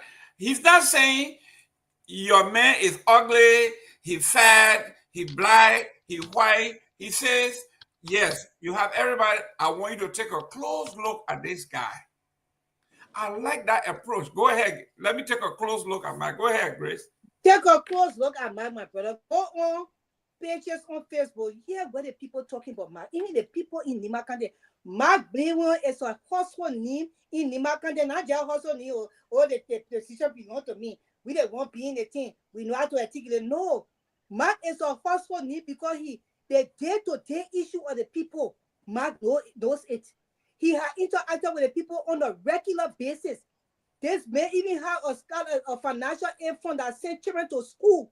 But the people who actually doing the work and thing, they don't talk about them. They don't. Even some people on their platform here, when they tell you what they have done to that for that viewer, you are being shocked because they're not talking everything, they're not singing person. Because when you do that kind of thing, you do it from your heart. You're not here to send. Mark has done a lot of work, and that's the reason why I encourage him to come on this platform so he can lay out his accomplishment, what he had done for Nima County and the children, the youth of Nima, from city to city, from district to district, from villages to villages. Some of the villages when you go there, you call and they say, who's that? But when you call Mark, you'll say, oh yeah, Mark, our son. How you will take away Mark from those people and those strangers who don't barely live in Nima County, that barely live there. So after election, everybody gone. Mark, they will stay there on the ground, walking in the dust, helping the people. Then you say, oh, they will not represent the people at the highest level. It's not fair to him. It's not fair to the people of Nima County. And that's the reason why the people of Nima County listening to me today, you need to choose I have 5 brothers. I only got 2 left. All 5 of my brothers then, they take Gio with me. All 5 of them. I got Gio and Manon nieces. The Gio nieces, but basically of Manon because some of the Gio with me, then maybe the other parent in that Manon. But I'm just telling you how I am intertwined with Nima County. I got nieces that are supposed to send to school. The Manon that Gio with me. So I'm talking about my children then here. That's the reason why I'm passionate about this particular election. Because I see Mark as a person that will help to fix Nima County and he will stay his ground. He's not no person who will say he will do what is not right for the people. So we giving other people a chance. We tired hearing him on knees and in position what we can't see tangible what they have done for what position they put them in. We don't want that. We want to see people who are done something that the people will be voting to power. I don't care whether you can have a rag behind you. Once we find out that you're doing something for the country and you have done something for your people, these are the people who want to carry that articulated issue. Or the way they can articulate issue, the house divided today. You think if we were having people in our House of Representatives that really love the people from their heart, the house will be divided? People that mark them in our position, the house will not be divided because when they're making decisions, the first thing they think about is the people in the village. In the village, woman, that woman was sick. When we make flower here, they will not help the people, so they will try to bring peace.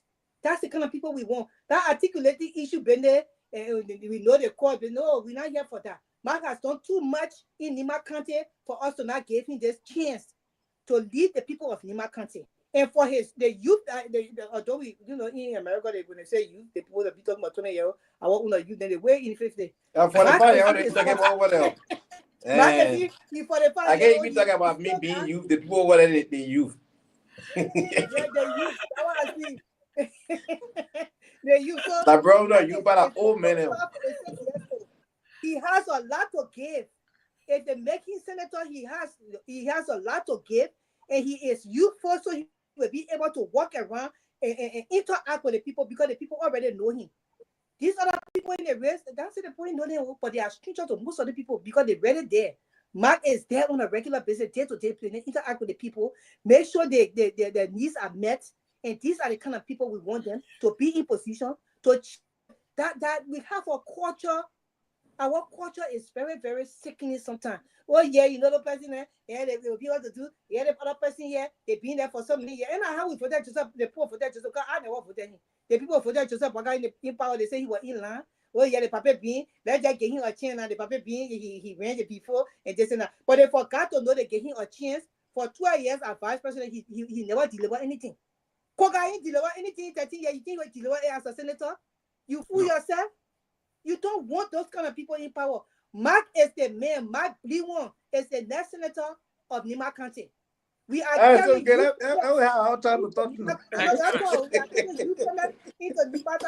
are carrying talking do. First of all, First of all, you want to claim the Nima share or the or being a Nibain. My family is a blended family, right? My stepmother from Flumpa. All right. I have siblings in Nima country right now as I speak. Same bloodline. They and myself from the same dad. I was born in Yekepa. All right. So my father worked for Firestone Company as a tanker driver in Kokopa. And then he moved to Kamfo before moving to Yekepa. So you're talking about Nima Kante? My brother just said Nima Kante, my brother. My neighbor's stream was buried there. So, okay. The old man road, the old Yekepa road, and the new Yekepa road. You love Nima that much? You were Hold on. That's right. That's right. Tell him. Anyone, if you talk about claiming Nima Kante, I can claim Nima Kante because I was birthed there. All right. My dad worked for Lamco Company. You are Maria Ball. My dad worked for Lamco Company for 27 years as an operator up the mine. My dad used to take me up that mine as well as a kid. So Nima Kante knows my name. All right. I have blended family both from the Guar side and the Mano side. What have you, Nima Kante? What have you in Nima Kante? What development you brought to that country? Hold on. Thank you. Tell us one thing that you hold on, yeah. Slow down. The man don't even know where. You don't know where the neighbors were buried. I know. He know. I know. Come on. I'll tell you where I was born. I was born in Kehleboe. I was born then in Era Arrow. I got every Era L. My uncle lived in Era Arrow. So I know KS Station. I know all the different area in Yekepa. I went to school, the Lutheran Elementary School in the P Market, right after the Vietnamese camp. But the people in like Vietnamese camp. Everybody who live in Yekepa, when you come and they know my brother used to play basketball for Yekepa and all. So you want to claim Nima Kante over me? I'm more Nima than you. And secondly, the largest article association, the Nima Association in America here called UNICO. When they have the event, we go there. All right. And you go to every event. You go to CWA. You go to. I've not been to CWA one. CWA having that thing. You go. But the candidate I support, is part of that union. It's part of the UNICO union here in the United States. It's a big organization here in the United States that support the county itself. So look, the family she's from, her brother is a poor man lawyer. I mean, he has represented almost every librarian in the country that don't even have money, right? So I mean, she served the county as a superintendent. I mean, how much does a superintendent make in Liberia? But she served at that level. It's a chief executive level of the county. She served at that level, right? Look, I don't have anything. Can you tell me at that level what she did? Hold on now. Without having a debate, you want to have the debate. Oh no, that's debate. She's asking you. But she's. I mean, when she was talking, I was not questioning her. She had to allow me to speak. You talking and stuff. Serving as superintendent is one thing. Doing the actual work as the superintendent to bring change to the poor life. She did deliver. She did deliver. So, okay, tell us some of the things she did. Look, Mr. Gimmin. Here's what we're going to do here today, right? The fact of the matter here is that Nima Kante has 11 electoral seats. None of them is a female. I'm not just bringing a female because she's a female. She's a competent, qualified female. All right. She has ran before in that country, and she had up to like 38,000 votes in Nima County on the CPP ticket at the time. Exactly. On the CPP ticket. So, I mean, she has been tested county-wide. No candidate in this race, this particular race, has been tested county-wide before. Former Representative Yelu has won a representative seat before from one district. But this lady was shy of 5,000 votes to become the senator of Nima County. And that is of recent 2020, right? So it's not a long time ago. She's a fierce competitor. She is a person that Nima County needs at the particular juncture. She's this person who can... Let me ask you one question. Where does she live? She lives in the U.S. It's not a hidden secret where that she lives. She lives in the U.S. I mean, so what? Is it a crime to live in the U.S.? I only ask you a question, my brother. I said, where does she live? She lives in the U.S. I mean, it's not a hidden secret that she does live here. That's all the question. Mr. Gay, but I brought her there last night. She has always been back. Mr. Gay, I brought her there last night, and it is something that I'm telling you, if you support the sister, this thing has traction. This is a woman who they're trying to brand as a part-time in Myean. When it's time for election, she goes and runs. When she loses, she comes back to Philadelphia or Pennsylvania and wait again for the next election. This is something that is resonating with the folks. Let's say this, right? Let's say this. The lady has always lobbied for Nima County. The union that they are all proud of. She will cut your back off. You got 1 minute, so hurry up. Huh? You got 1 minute or they will cut your mic off. The time they take you. No, I thought I said you got 1 more minute left. So yeah. I mean, she been contributing to the county. She has worked at that county level. She been working in the diaspora with the largest union from the county. I mean, UNICO is the biggest organization for the county. And it represents Nima County very well in the diaspora. She contributed there. She served there. I mean, look, let's face it. Everybody can live in Nima County at the same time. At certain given time. Some people have to be out there making the case for Nima County, lobbying, doing other things for the county. And she has done that part. All right. So, the young man in the race, even the black man worked for Madame Gongloe when she was running her campaign. He worked for her. So it's not like they are not. So because he worked for her, so you don't have the right to run in the country that he did. I didn't say that. I didn't say that. You didn't hear me say that. I'm saying he works for her. He knows her competence. He knows her type. He knows what she brings to the table. So why if he decides to run, I mean, it's a democracy. He's capable of running. Apparently, he doesn't trust her when he runs in the race. Let us understand. No, that's not it. Look, this is Grace. If you want you and I to have the debate about the two candidates, I'm not going. We can have that debate because I mean, every time I say one word, you're gonna cut me here and say another word, you gotta cut me here.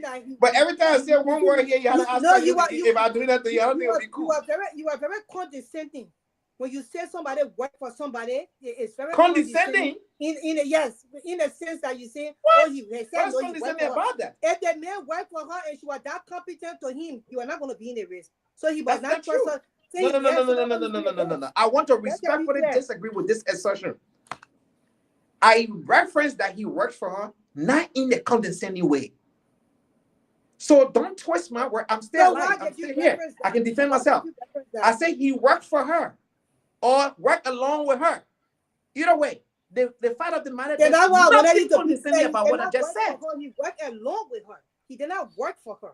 So whatever the case may be, he worked along with her. He worked in her interest. He worked in the interest of her. He worked along with her. That's what he worked in the interest of her. She was on the ticket. He wasn't.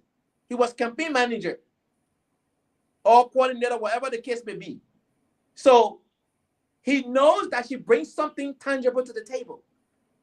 So he would have done so at that point in time. He knew that she brought. Can you allow me? I mean, every word I say, you're gonna come to. We're not gonna go anywhere. Anyway, 30 seconds so we can move on. All right, let's do this, right? Mark is a competent young man. Mark is a promising young man. I chose Edith for various reasons. I think she has been electorally tested across the county. I think she has held an executive role in the county. I think she brings a lot to the county and Liberia at large, both domestically and internationally. She has that presence. And being a senator is not just for the county. You're representing the Republic of Liberia, in Liberia and outside of Liberia. So a senatorial seat is not just for the county. People got to understand it. And that's what I want to end on. Well, I know you want to close on this topic. I want you to also, when you pay attention to the young man called Nyenwolo, when Nyenwolo was leaving the Ministry of Cultural Affairs and I think Information and Cultural Affairs, he said the United Party has a line item where they hire nothing but young folks. They call them regime defender. Yeah. Yes. Their job is to go on these platforms that you will see a young man here call himself Nima's son. Yep. And this is what they were trained to do. They go on these things and they say these things for they also paid. They're not just trained, they are paid. That's what I'm saying. Yes, I mean peanuts. Okay, for them to do it's a facade that the person has a presence and what they're doing is okay and all that. We know better because we suspected that, and then Nyenwolo came and said it is a fact. I was in the meeting when this was organized, and part of our budget item was to put money in that particular item for these young folks to get cards and calls. So don't pay attention to most of these folks. But I will say this in conclusion. I want to quote Honorable Musa Ability. He says, "Give us a look." The least you can do is let's go back. I didn't know who Mike Blaven was. I don't know who he was until Honorable Musa Ability introduced him, and then I went on his page and started following some of the things he do. I just a few minutes ago. Thank you, Grace, for letting me send him a friend request. Hopefully, he will respond. And this is what Musa was talking about. It's a new page. We are accustomed to the same thing. I think it's the ANC that came up with the mantra, even though it don't belong to them.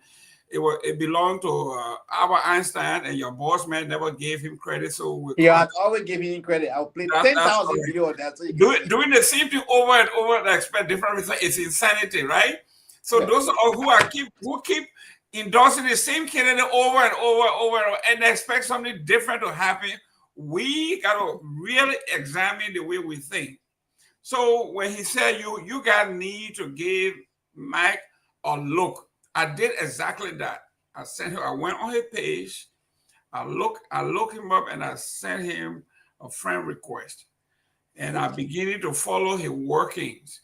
So it's an education for me to be introduced to a gentleman who is 43 years old. He was born in 77. He's very young. Energetic. Yeah, he's done a lot of young minds.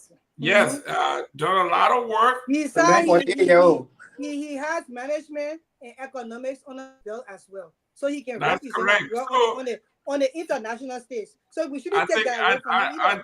I think Musa and you are doing a great job by exposing this guy to the new market, and he's coming out and meeting the challenge based on what you told me. I wasn't here the last time, but they say he held his own. And projected himself as somebody knowledgeable and capable. So, look, it's an added advantage to us, to those of us who have been in politics all of our life, to see young, energetic, determined, and willing. I mean, this and job is achievements. Not just willing. Achievement. When they say they're in a position here, he get tangible to show. Some people in a position, they have nothing to show. They're just in the position. So we're wondering. Yeah, go ahead. So I can close up on that. I just want to know why. Thank you very much for the invitation. I just followed the young man, and I think it's good to. This is a blood sport. This is a hand-to-hand combat. For someone to say, "I put myself forward. I'm ready.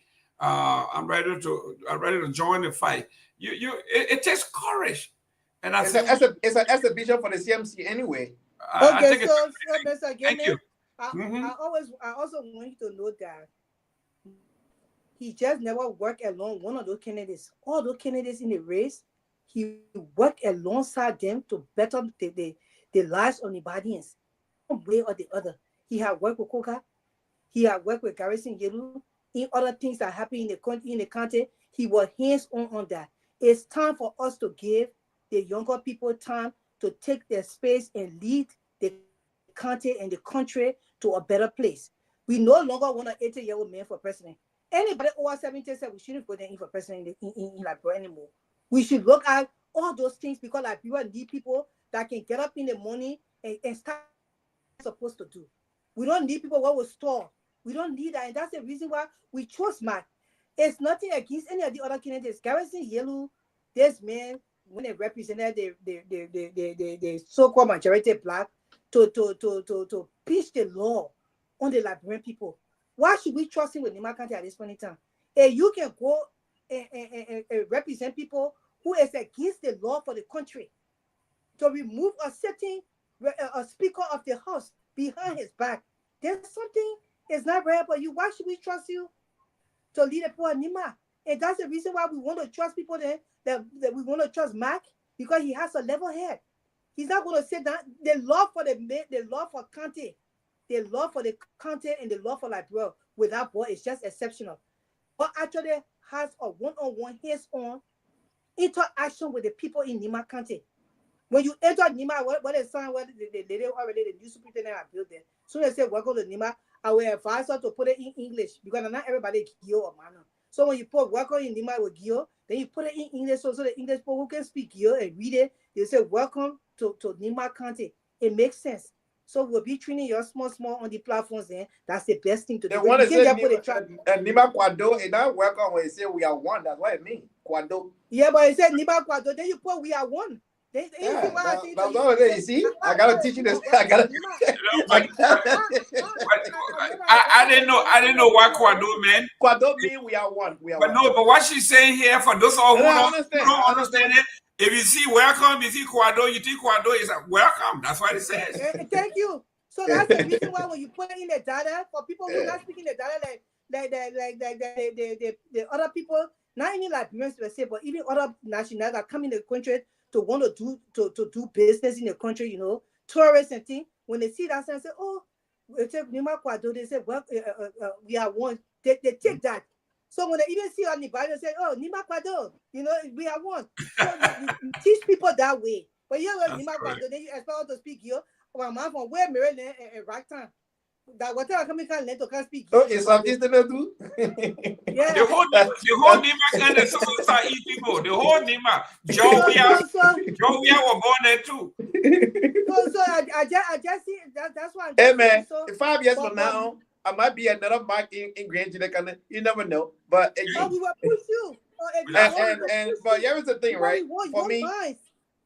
For me, you know, Nima County at this present moment needs a female to represent anyway, I will let you talk. Right. You let me feel. Okay, go ahead. This man live in Philadelphia and he won't go be. Oh man, he's Delaware now. He won't go be senator in Grand Gina. You see why?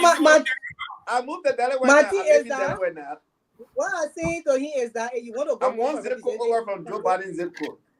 Well, now if you want to go, you have to go live in Liberia and live for 3 years straight. Then we can push you. You can make us for the debut. You have 2 months at the time you go when you say you're running.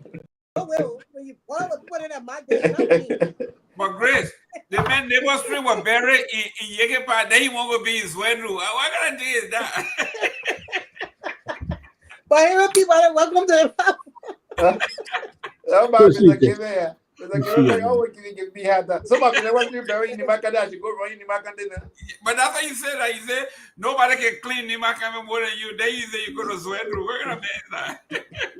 But I tell you, but we got a better country now. He has to go live in Zwedru for 3 years straight. Then we'll push a ticket. But he's a young man. He has a young mind. He will have to develop that. No problem. 3 years straight. We see the contributions. So when I live this 23 years, who will be paying my bill? Why don't get that the government will work for? I don't want to work for the government. If you want Libya, then you want to go for the port of go, but you power the Philippines, you're America, we're not going to pick you. We'll pick the people. But listen here. The people they're supposed to be in position. You that grand jury, look, yeah, we employ people there. Yeah. I mean, you can say something since you hear that. Actually, you're not giving me a chance to speak. You're not giving me a chance. Sorry, go ahead. Yeah, but we looking at contributions to the country. We looking at law for the people, the interaction you have with them. It makes it easier when you're leading that the people can come and bring their problem to you. But if the people don't really know you on a regular basis because you never really there, it would be hard for them to relate to you. Mark can go in the rural part of a village and just go there. The people already know him. He said, "What you need here? What we need to do?" They will be able to open up to him quick.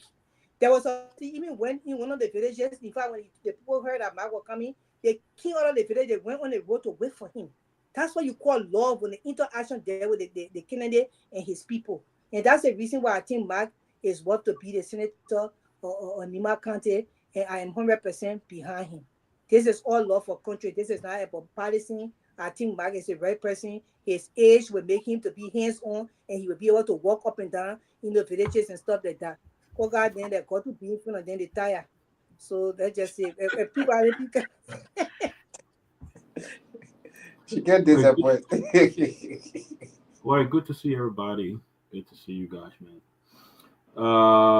Trying to fight with a cold here. I don't have. And I want to lose a business glasses now. All three of you get wear your glasses. You better thank God you got a blue side you can see and read. You better thank God, thank you. That's right. Don't ever drink for it. For now. Yeah, don't ever drink for it. For now, I still got about 2020. For now, when you're reaching up that age. No, actually, I could see with this, but if I'm writing in the last 2 months, I've been like doing like this now on certain numbers at work where I try to look at something. I have to do that. I don't know what's going on. You're getting that small. You're getting that. Don't force it. Don't try to scream your eye. You already there. I got a lot of lights, but I don't know why. I think it's catching up now. So well, maybe you look different with all your glasses. You look at a whole different person. Yeah, the people look completely different with our glasses. You guys are doing a great job holding the show down, man. You guys are doing an awesome job holding the show and talking about. I don't know what they discussed. Did the Supreme Court rule on anything today? I didn't hear anything. Well, we didn't hear anything, but I think the Supreme Court rule on something today. But it just I'm not understanding it because one group said they rule the majority of black. Let me address the Supreme Court. The Supreme Court, what they did today was they had the argument. I think they're asking now for the majority black lawyer, financial on them to go for argument. So they did not rule. So they had a conference. Yeah. So what they're gonna do now? They're gonna give a root. They both sides already made a case before the Supreme Court. So now they will give the ruling out the opinion at a later date. That what they get. Okay. So right now, everything is status right now. Yeah. So that it was a what? But look, I don't know. It was a conference. I may be ignorant on this, but why they even need the both sides to present stuff? They came up with a ruling. They asked you to interpret it. Why you can't just go by and interpret it? Why you need coming from both sides? Because the minority black filed bill for information. So and when they filed a bill, so the Supreme Court want to hear the both sides so that they are making a case. But there's no way, I don't see how the Supreme Court will change their original opinion that what the majority of black is doing is ultra virus, is illegal. I don't see how they will change it. And I think they're going to the executive branch is going to brace now to accept whatever it comes with. I think we asked the DP that question and they said, well, anything they said they will accept it now because when that happens, now two things will happen. Whether Kofa will still want to be speaker, because that means he'll be presiding. And I'm sure the executive branch now will be compelled to get him back his salary he was getting, get him back his security detail, and get his office back to him because they'll be the one they will do business with. So now the other people will be compelled now to either go now and start go on his Garguah. So that's the argument we'll be having. But right now they're on retreat, so we don't. Besides, they're on retreat. What they did? That man called, he did that thing just to rush the thing, called the Ghanaian speaker. And I heard say the man told them, say, what you're doing now correct. Y'all gotta respect the rule of law. Yeah. But you also had Lofa Julius people I remember color spot how we used to take a picture. Yeah, I saw some black people on that. Lofa want in la bro. That's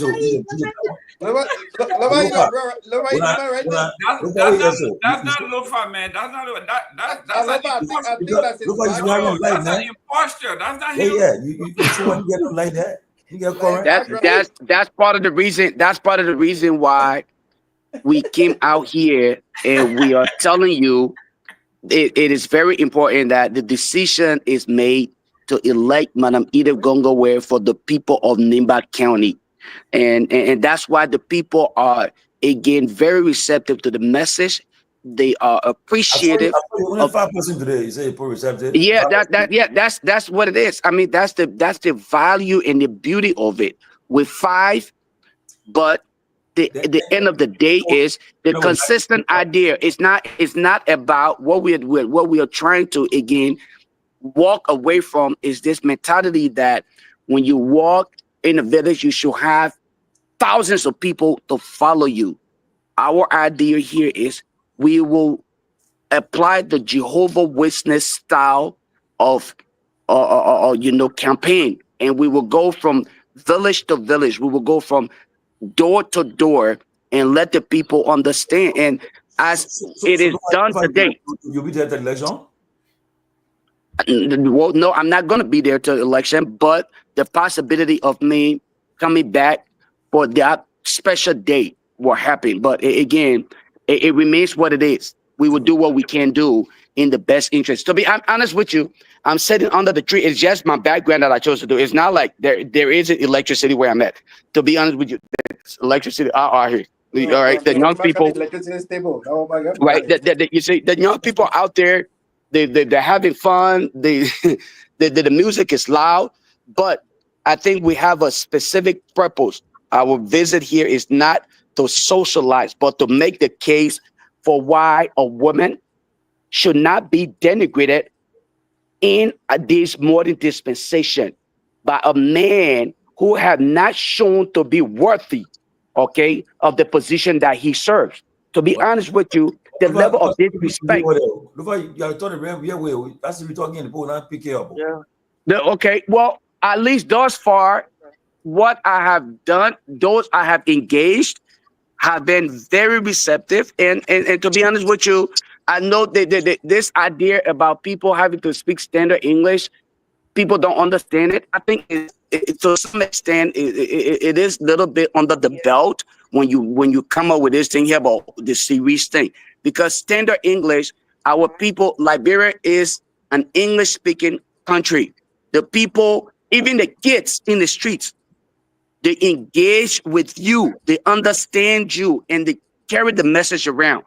I wish some of you were out here to see how appreciated. Okay, I wish some of you were out here to see how appreciated these people are. Of the fact that don't think that means they only 1 year from now they tell about say that one that I beg you. Yeah, but you know that's the beauty of it, right? Initially, the first part of it, some of you were sitting. Y'all said we don't come on ground. Y'all were gonna be here today. The story, the narrative is changing. I'm gonna tell you, one of the first coming on the news there. We go there every year. Oh yeah, I appreciate that, man. Smile. Leave that man must have the courage to go there. Thank you. We were told that we would not put foot on ground. Now the story is going to change eventually. But my thing here is, let us look at the bigger picture. The bigger picture here is the fact that Nimba County deserves change, and Nimba County will get change.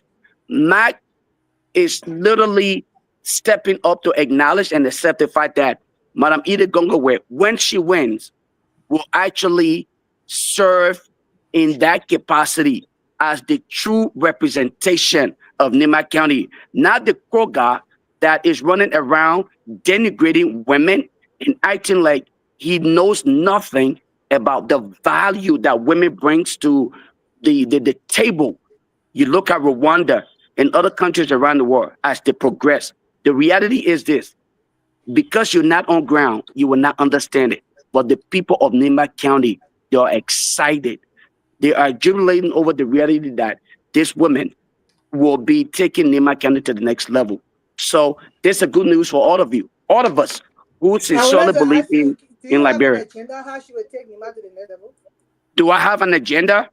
Yeah, No, unfortunately, I think I sent her. There is way more than that. Do us a favor. Go ahead and read about her, and get a little bit of idea as to what she brings to the table, her agenda, and how she will. I would not like to spoon feed you with it. I would suggest to you that you read and digest it, because as an educated person, you will understand it better, and then you have questions about specifics as to what she would do. Then ask me, and then I'll respond to that. But read about her agenda and what she do. You'll not be spoon feeding me. I could go and read. I was just asking you for the benefits. Okay, and that's why I'm just trying to. I'm just so people on the radio, they were not going to read our long things. So that no, they will not read our long thing. Just like the Constitution, a lot of people, just like we talked about here before, people need to understand and have the opportunity to grasp what is stated in the Constitution. We talk about these things all the time, so I'm giving you again the opportunity.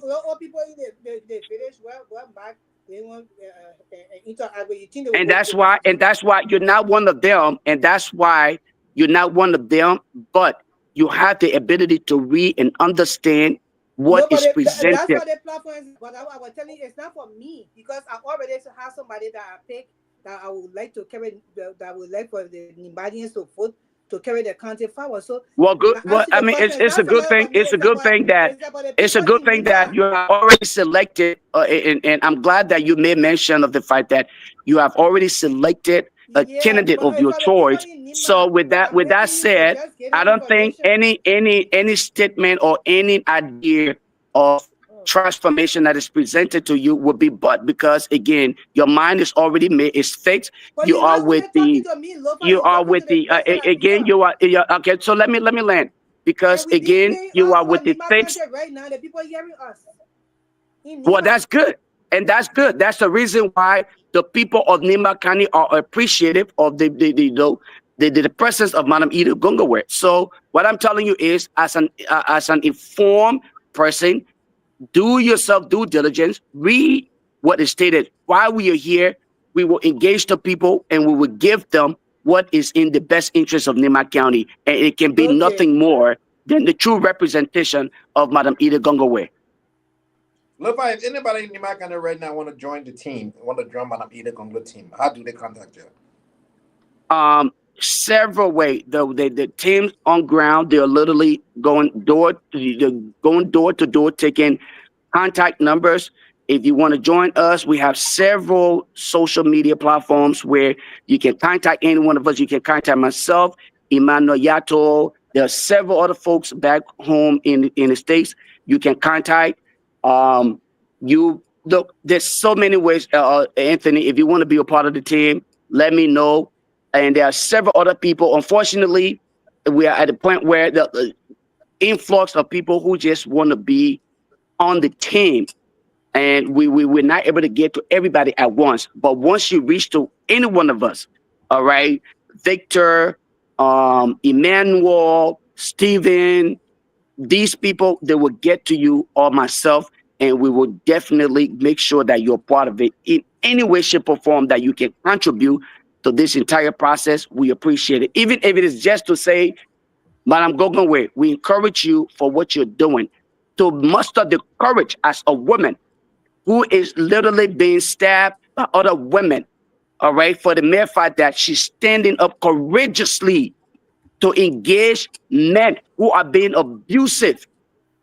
I can say to you that the process may be slow, but progress is sure. Let me come in. Welcome to the platform. Thank you, Grace. Thank you. Yeah. Thank if you, Grace. If you would like to speak now, you can. Yeah. You can go so listen. Since we're talking about Miss Edith Gongloe where So we're talking about Nimba. Nimba election. Yeah, well, she's a part. I think she's an integral. Yeah. Yeah, I think she's an integral part of Nimba, the special election. But I gotta be honest with Lofa. I don't think Lofa is the messenger. I don't think he's a true messenger of the campaign, right? Because if anything, I think Grace is doing you a favor and giving an opportunity to help those who might listen. You talk about going door to door, great, that's fine, but I'm sure that you're not going to every door. It's not every door that you're gonna knock on. There's some doors that you haven't knocked on that are probably listening to the platform right now, that before you get to that door, or you might not make that door, that they will learn something about her, who she is, what her platform is. Not again, not everyone have access to the internet. Not everyone have access. Not everyone is literate, literate like Grace and you and I. And so I think it's a great opportunity when these questions are asked. It's not necessarily for us to get to know the candidate, but it's for those who are listening and who might have some sort of interest in getting to know the candidate. It's an opportunity for them to know the candidate. Now, Can you ask me? Can you just ask me to just say something about Mac so I can? Because I wanted to show him what I wanted to. If you ask me a question, why you think Mac should be the senator of Nima County, the first thing I'll tell you, Mac is a visionary. Mac is a visionary in the sense that a Greg just listed on his stuff. He's a visionary in the sense that he actively look for ways to improve the community, from resident to resident, interacting with the people one-on-one. I like that. I like the scripted. I like the scripted idea of having to read. I like the scripted idea of having to read all 4 papers as compared to the practical understanding of true implementation. So there is a difference. There's a difference in the understanding of the true implementation of what you want as compared to the scripted message that is written and given to you. The script that you're reading off, Grace, you're reading off of a screen. Obviously, you're reading off a screen, Grace. You're reading off of a screen, and it's obviously presented to you. Now, when you're given, Grace, when you're given an opportunity, okay, so when the script is provided to you, Grace, when the script is given to you, you can read off the script, and that is okay. But it's the understanding of implementation. Nobody's actually. I'm talking about implementation. We're talking about implementation and the understanding of that. It's not. We're not talking about the female part. We're speaking of competent women, not just female. Let me take my time back now, guys. Yeah. Take your time back. Yeah, great. Let me tell you. Being a visionary is one thing, but understanding how to implement the vision is another thing. Okay. So understanding how to implement vision. So that's everybody know where can Robert America go run to that girl and say when you can for somebody who live in America, you don't start to. So yeah. So I'll take your place, my dear. Thank you. But I think again, generally, and I'm sure Lofa is doing a great job out there. I mean, he's making some sacrifices to be there for his candidate. So I won't knock him for that. But again, my only thing is I think the question is one that probably others who don't know her, who would like to get to know her, what she's about. I would not. It's just me. I won't send them to to read on her. I would just give them a snippet, of her work history. Yeah, you know what I'm saying? A snippet of her work history and whatnot. That's what I would do. Number one. Number two, I gotta keep saying this, and this is not just about the Nima election. I'm not want to look. Listen, I love the fact that I think that women should be given the same opportunities as men. Absolutely. And I think that women, in fact, I've seen women do serve in areas that men have not gotten to yet. And I think women can do the same job as men. I think they should be paid the same amount. And I said that to say that I'm not a big fan of this whole gender-based campaign. I won't support someone just because they're a woman. I'm sorry. I won't not support it because they are she's a woman, and so every time we're selling this Nima and this general campaign narrative, when we emphasize on gender, I mean it turns me off. I want a woman. Me too. I want a woman, and I want a man or whatever gender to come and tell us why their ideas, why their vision is the best vision for Nima County and by extension, the country, Liberia. And so, whether she's a woman standing up to a man, and by the way, I don't fancy Kora. I think Kora is not fit. He hasn't done anything over the past few decades as a lawmaker. He has not made any impact, and so I don't fancy it. I think there are other candidates that would do the people of Nima and by extension the country more good than Kora, right? But I don't think you win a campaign against him just on the basis of gender, even though he's not doing himself in favor by making insane comments like the one he made Exactly. recently. But again, I think what wins an election, Liberia is an exception, but I know we're gradually getting to a place where issues will matter, where records will matter, right? Where vision will matter. You know what I'm saying? We want to know what vision you have for us. What have you done in areas when given opportunity to lead? So we want to know these things, but I don't think gender wins campaign. And why I would like us to celebrate the participation of more women in our politics, because of course men is predominant. Why I would like us to celebrate and encourage the participation of more women in our politics. I do not subscribe to this idea that women should just participate on the basis of being women, right? Because we've seen some terrible leadership from women. And there have been women given opportunities and they've not taken that opportunities. In fact, they've made the case worse for young women coming up to even say, you know what, I think I can do the job. That's third. Lastly, listen, this whole Nima thing, yeah, I think the people of Nima will have to decide for themselves, to be honest with you. I'm not an expert on Nima politics, but I have some common sense. And when you look at the candidates that are running, to be honest, outside of Koga and Edith, Miss Edith, I don't want to be disrespectful. I think we should give the other candidates some listening ears here. I'll be honest with you. I think we should give the other candidates some listening ears here. I think that there are some great things that I've heard. The two guys who appear on this platform, I don't know them personally. I've not heard much of them. But to be honest with you, I think they were. You talk about competence. I think they adequately answered some decent questions here with regards to what their plans are for Nima County and what they plan on doing. The reason why we continue to hear mostly about Edith and Koga is because both of them are the most popular names in Nima County and in the political dispensation of our country. But imagine if we were going by just that, we would have never had a guy called Barack Obama. Barack Obama was not a national figure. He was barely a domestic figure, right? But he was given listening ears. The community allowed him to speak his truth.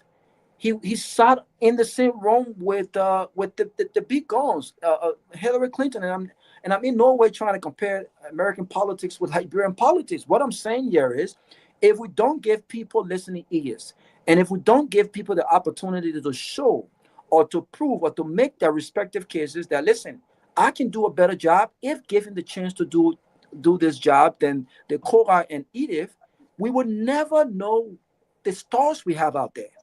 You know what I'm saying? It's like going to do an interview and someone tells you, well, I'm looking for someone who have ran a department before. But guess what? If I'm not given an opportunity to run a department, how am I ever going to get there?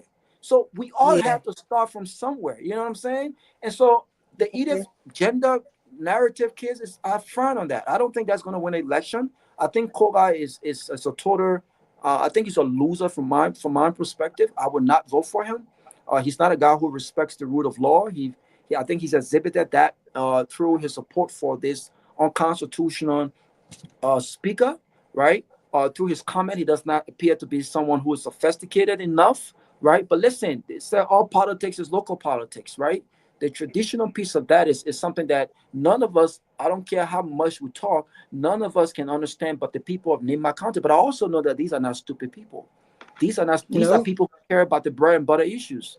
They care about a better roles for that for business and market women. They care for great healthcare systems in some of the most remote parts of the country. They care for LEC. They care for clean drinking water. These are things that we should be focused on and ask the question: have Koga initiated any bill or anything over the past few years he's been in Congress? Has he done anything in that light? Miss Gongloe, she was a superintendent. She's been given opportunities to lead. Let's look at her record. What has she done? That's the reason. These are things we should be focused on. I was asking Robert. I was asking Lofa to come and say that, but he didn't understand where I was coming from. And I want to say we are on this platform. We know we condone what Koga said about Manaile Congo was totally wrong. We condemn it to the full. In fact, we have one whole show here condemning that thing that he did. I think the man is very unsophisticated when it comes to his behavior, and he thinks by wearing those Sunday cockles and jumping over their body makes him giving the right to become senator for Nema County. It doesn't give him the right because they see the Bidens can also wear those clothes and do what they have to do if it's their tradition. What I'm saying about Mac Myean is that Mac is a visionary in that he looks for ways to help his people. I was just trying to give it forbidden to them, but he said, "Oh yeah, look at you telling me to go read." So I was reading forbidden for you, so you can see where Mac got on his page that people carrying around. But this man is a visionary. I did my own research on him. I can sit down here for 35 minutes to an hour and tell you what this boy has done in Nema County as a 45-year-old young man, helping his people, looking for ways, building reservoirs, building him from being hands-on, happy to hold the collects or the shovel, hoping and digging grounds, interacting with the people. Then he advocates for his people as well. He got places in Nimakati, in different cities. He got houses that people living there for free. Nibidens don't have nowhere to stay. He even got a whole football team living in one of the houses that he built that they live in today, that the resident stopping place. This man had done a lot. Even as an inspector, he did his job very well. So when you come here, you want to talk about Canada because this is about Canada for you. For us, we're fighting for Liberia to be a better place, and we won't give other people the chance at this point in time. Nobody get it right in any part to say, "Oh, the other person not supposed to be in the reason, that other person is supposed to be in the reason." No, we're just saying that let the Nema people look at these candidates. Who will be there for you? Who you think that will do the job for you? Who is there constantly, consistently interacting with you, hearing about your cries and things that you need? When that person is given position to go up in a higher place, they will even do more because they already know what's going on with the county, what's going on with the city and the district, so they will be able to put in more work to help the people. That's it. That's all we're saying. But so far, we don't. Koga is not what he said to Madam Ware was totally wrong, because women has the right to sit in any position. As Robert was saying, even in America, they got women firefighters. I saw one firefighter on one of these love shows, and she was looking for love, and she's a firefighter. All the men that were blown away, the mere fact that she's a firefighter. They got women that are working on construction, they'll be all on the road in their uniforms. So women are allowed to stay in places they're supposed to stay. You all say women will help to provide food for the house, and now we will work, not provide, and we can't go in the kitchen. Everything. Then you say we got right to sit down on the table and to make decisions that is totally wrong. We have no right to say that. Another thing. Let me come in here though. Another thing is, maybe Lofa can come back. Anthony asked Lofa, how can we get in touch? I mean, why should people be contacting individuals to get in touch with the campaign? Peabody, go ahead. Look, let me say here, may the best candidate win. The decision of who to be the next senator of Nema County will come from the people of Nema, those who go into the polls and that are voting I think the people of Nima, I think it's a great thing to encourage the competition from various citizens of Nima. I think it's a great thing, and the people there, are listening to them, and may the best candidate win. But I'm listening to all the guys that came here. All of them have a very great aspiration of leading their people, Right. and I want to, I think it's a good thing. At the end of the day, one person will win, and that will be the choice of the Nimamians, who they want to be their leader. But I think all of them so far that have come forward, I think they are great leaders. The people of Nima elected Koga to be represented there. He's been there for more than 10 years. Edith Gongloe has served with distinction as superintendent of Nima County. One time she came very close to winning the election that Vice President Kuhn won at the time. The other young man that came, he's a great guy. The work he have done, he built schools, he looking to employ to the citizens of Nima, giving them scholarship. I think it's an excellent move. So at the end of the day, we will sit here, we'll do our analysis. It'll be left with the poor Nima to see fit who's the right candidate, who's the person that already got the message for them, and we'll vote for them to win. So for me, I like to encourage the competition. I like to see them moving forward. Yeah. Let them go with the competition. So when they win, they will see it fit to serve the people that they're supposed to serve. Because most of them, when they win, they get there, they don't serve the people. Although I would say Mark has served the people as Inspector General, he has a cool rapport and record to show they got information that the advocacy was very great. So he's a champion when it comes to advocacy, to advocate for the people. He also a visionary because he looked for to help the people to make their life better. And that's the people we should be looking for to put into leadership. We want you, when you're talking, they must be doing it. We want you to articulate the issue without articulating the issue. If I could speak, you now will speak it. We tired with the articulating issue. We tired with it. Yeah. Wow, Mr. Gilman, we hear you talking. Mr. Gilman, why are you laughing at me? Go ahead, Gilman. Let hear you talk, Gilman. Well, I was just in your hometown, Dr. Peabody. I was in Owens Grove. I was all over the place. And I'm running your campaign. The day opening come on, you gotta the Basel people, we look for new people, and I'm fronting your name out there. Don't run from your look, you gotta go. If I put a hand on you, win. So I would like to put your hand up, but I don't want to go. You can't run from God. But listen, I keep saying the same thing about the chairman of the CMC. He is saying, guys, open your eyes to new things, new happening, new people. Look at new leadership style. Look at something new. And then when I look at the ANC folks and listen to Honorable Cummings when he said doing the same thing over and over and expect different results is insanity. So sometimes we have to sit around too and say, are we insane to be doing the same thing over and over and expect different results?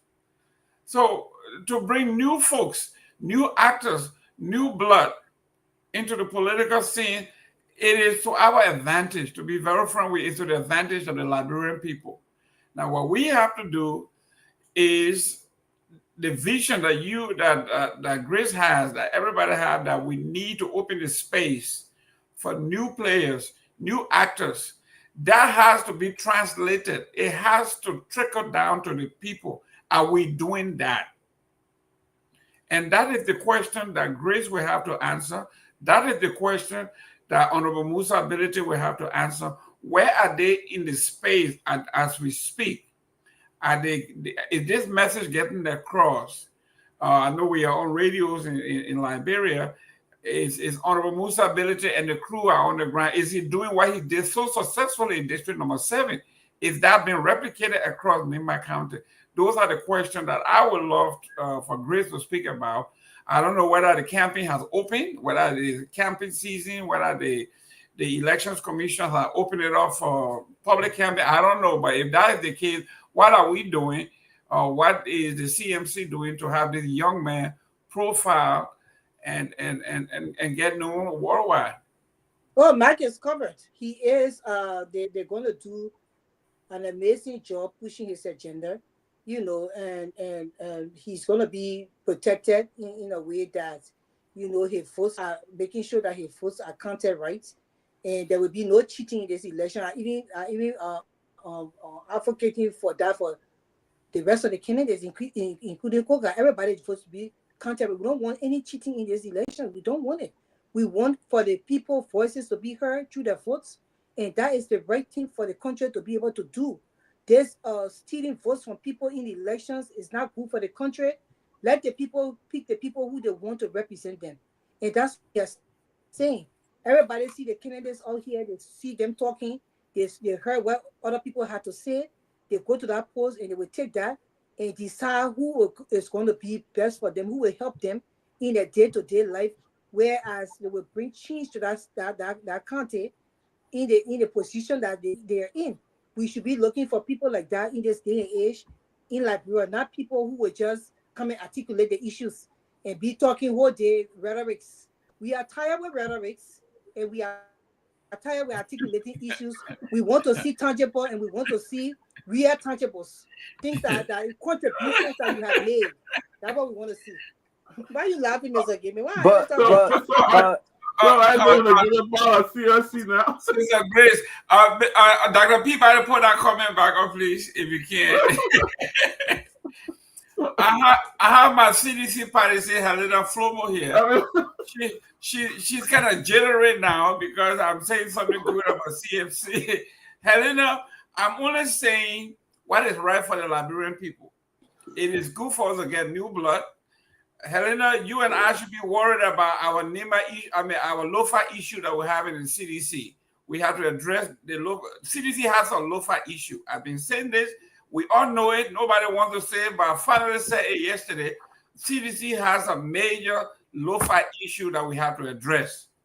Moroba Molu, Sir Joseph, Tifa, Jefferson Koji, Finaboro, you name it. There is no political party that I have ever known that has all 7 of its leaders from one county. We have a Lofa issue. I've been saying this, and I'm going to say it. So Helena Flomo, I'm only saying what the chairman of CMC said. Open a space for new blood. Look at them. He's not telling you to come and support. This is a man who has confidence in his product. He's saying, if you put my product side by side and juxtapose, I can assure you we will win the day. And I want to take him off of that. I want to know who this young man is and put him, juxtapose him against everybody else and see and then make a decision. So yes. To tell you the truth, we love our CDC brothers and sisters. We love our ANC brothers and sisters. If Mark were even going on a CDC, I'm going to still tell the people to vote for Mark.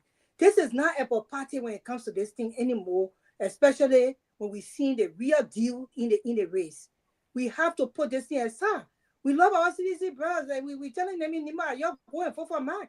At the end of the day, we want a betterment for the country. That's just it. At the end of the day, we are all Liberians, regardless of parties, regardless of our diversity, regardless of our tribes and our disagreements. We looking for. Mark did not come here as a sedition, or he did not come here as a CMC or partisan. When I spoke that he was a good candidate my colleagues are here, they can bear me. Or when Mark came here, he was running independent. Didn't I say on the platform that Mark is the right person that will go for Nima County, and I was about to endorse Mark right on this platform without him even being part of CMC. Because my love is for Liberia is different. It has nothing to do with individual. I just always say that to remind you guys. So my CDC brothers out there, we love you guys. Go out there and put Mark in the position to help Nima County. That's what we're saying. But let me say though, let me pick it back to for me personally, I have no fish to fry in the Nima election. I am not making any endorsement, and I would like Peabody said, whoever the Nima people decides is the next senator, that will be the Nima people decision, and so I have no fish to fry in this. Robert, can I ask a quick question, though? I know, but that statement you just made, can I just ask a quick question?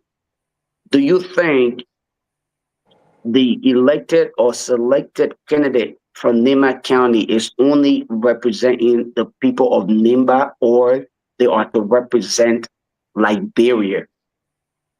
Yeah. I mean, of course, by extension, they represent the country by extension. But I'm not saying that I'm not interested in Nima making the right choice. I am interested in Nima making the right choice. But I want Nima, the people of Nima, to make the right choice based on the things that are important to Nima. Are they looking for a traditionalist?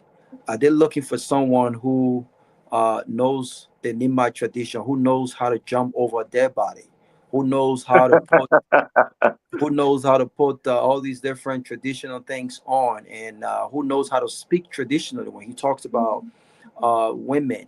Are they looking for someone who can represent them on that traditional spectrum, or are they looking for someone who understands that they need raw access, who understands that they need quality hospital, who understands that they need jobs in Nima County as one of the biggest most popular counties in Liberia, who understands that they need quality education, and so that will be their choice, because, in as much as the choice they make might hurt me, might hurt the country by extension, but I think the representation piece when it comes to these constituents and these districts, I think it's important for them to decide what's best for them.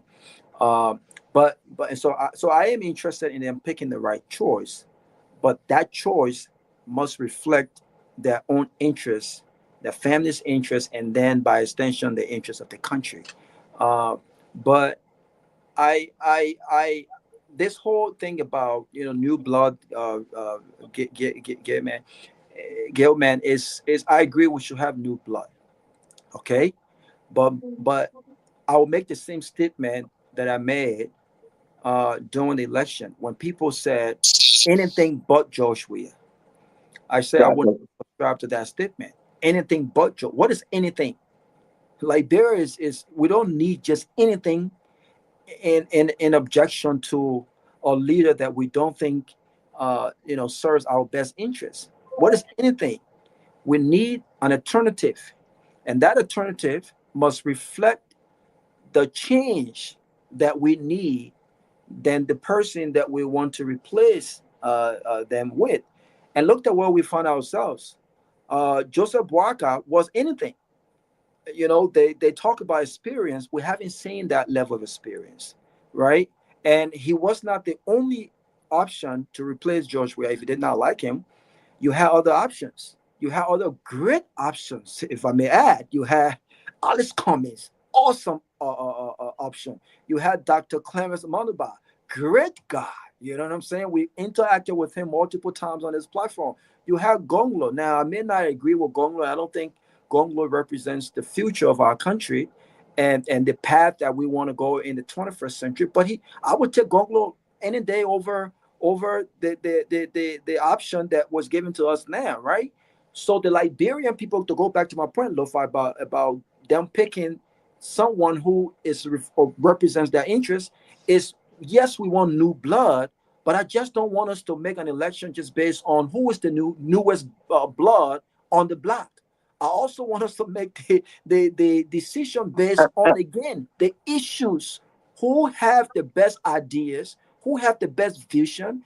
And if these candidates talk about experience, if they've been in positions before, someone talk about Ms. Gongloe, phenomenal, a service when she served as superintendent. Well, we need to know more about that service, right? What she did there. And by extension, what she plans on doing, right? If given the opportunity to lead the Nima people as senator and by extension the country. But I'm not with this whole narrative. Yeah, we need new blood. We need anything but, even with the Joseph Boakai, come 2029, don't tell me anything but Joseph Boakai. No, what are the options? And then let's look at what we don't like about Joseph Boakai. And if these options offer something bigger and better than what we have not gotten over the last 6 years, I think this is the conversation we need to have, and we need to have them fiercely.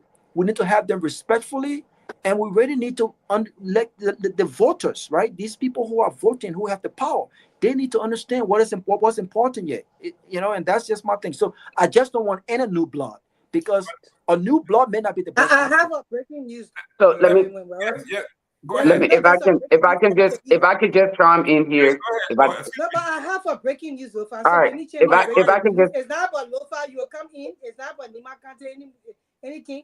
Some news I just come out tonight. It says that the majority of Black has agreed to lift up the all suspension on the members of the minority Black, and is willing to work together to solve the long-awaited saga at the lower house at the Capitol building. This agreement took place today in consultation with the Speaker of Ghana Parliament. So this is a great news. Very great news. Technically,